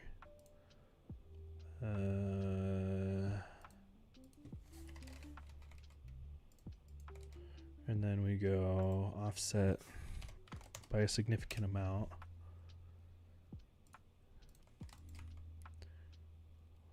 And then this needs to be more forgiving. Maybe kind of like this, maybe. And then we'll throw one of these in, like right here.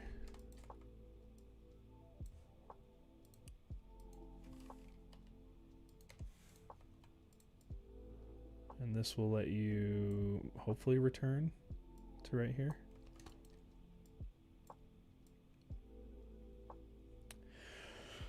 Maybe it'll let you return enough to use a yellow one that I've provided you, you know. So we'll move this down a little, just look downwards a little bit.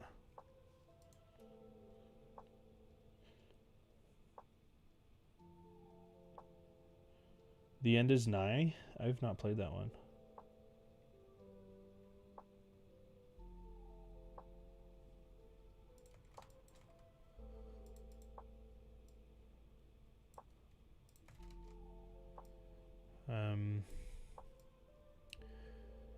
What if this room had no checkpoint and we do this? We do something strange. I gotta look at how this room even feels, because I don't know what it's gonna be like jumping down into that pit with like a thing.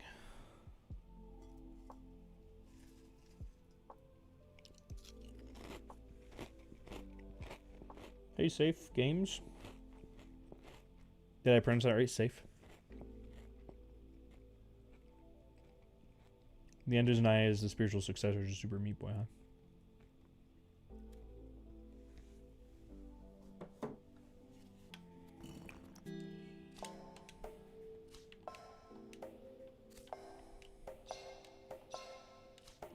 All right, let's see.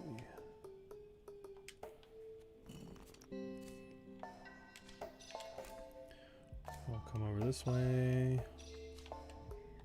And then we come down here, right? How does this feel being down here?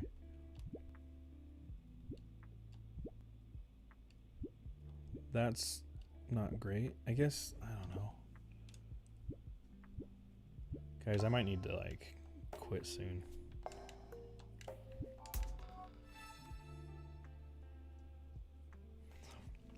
Yeah, we're making a 2D platformer if you haven't seen TetherGeist. And we are currently placing secret Atropas. No right clamp, I wanted the bottom clamp. And I said I would go until 4, and we're 6 minutes after 4. So once I place this one, I think I'm going to be done. Yeah. In fact, I'm not convinced I'm doing this one justice.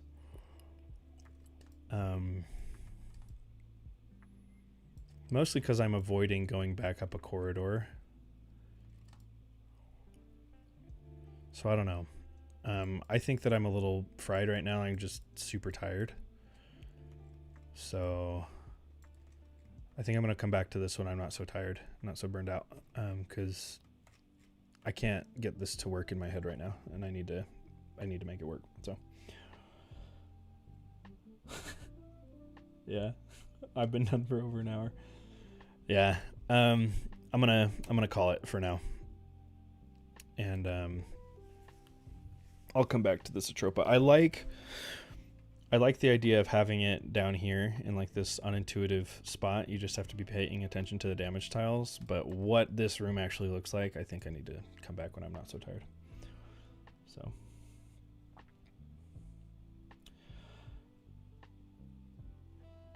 I will see. Thanks. I need all the luck I can get. You guys have a good rest of your night, morning, whatever time it is. And yeah, till next time. See ya.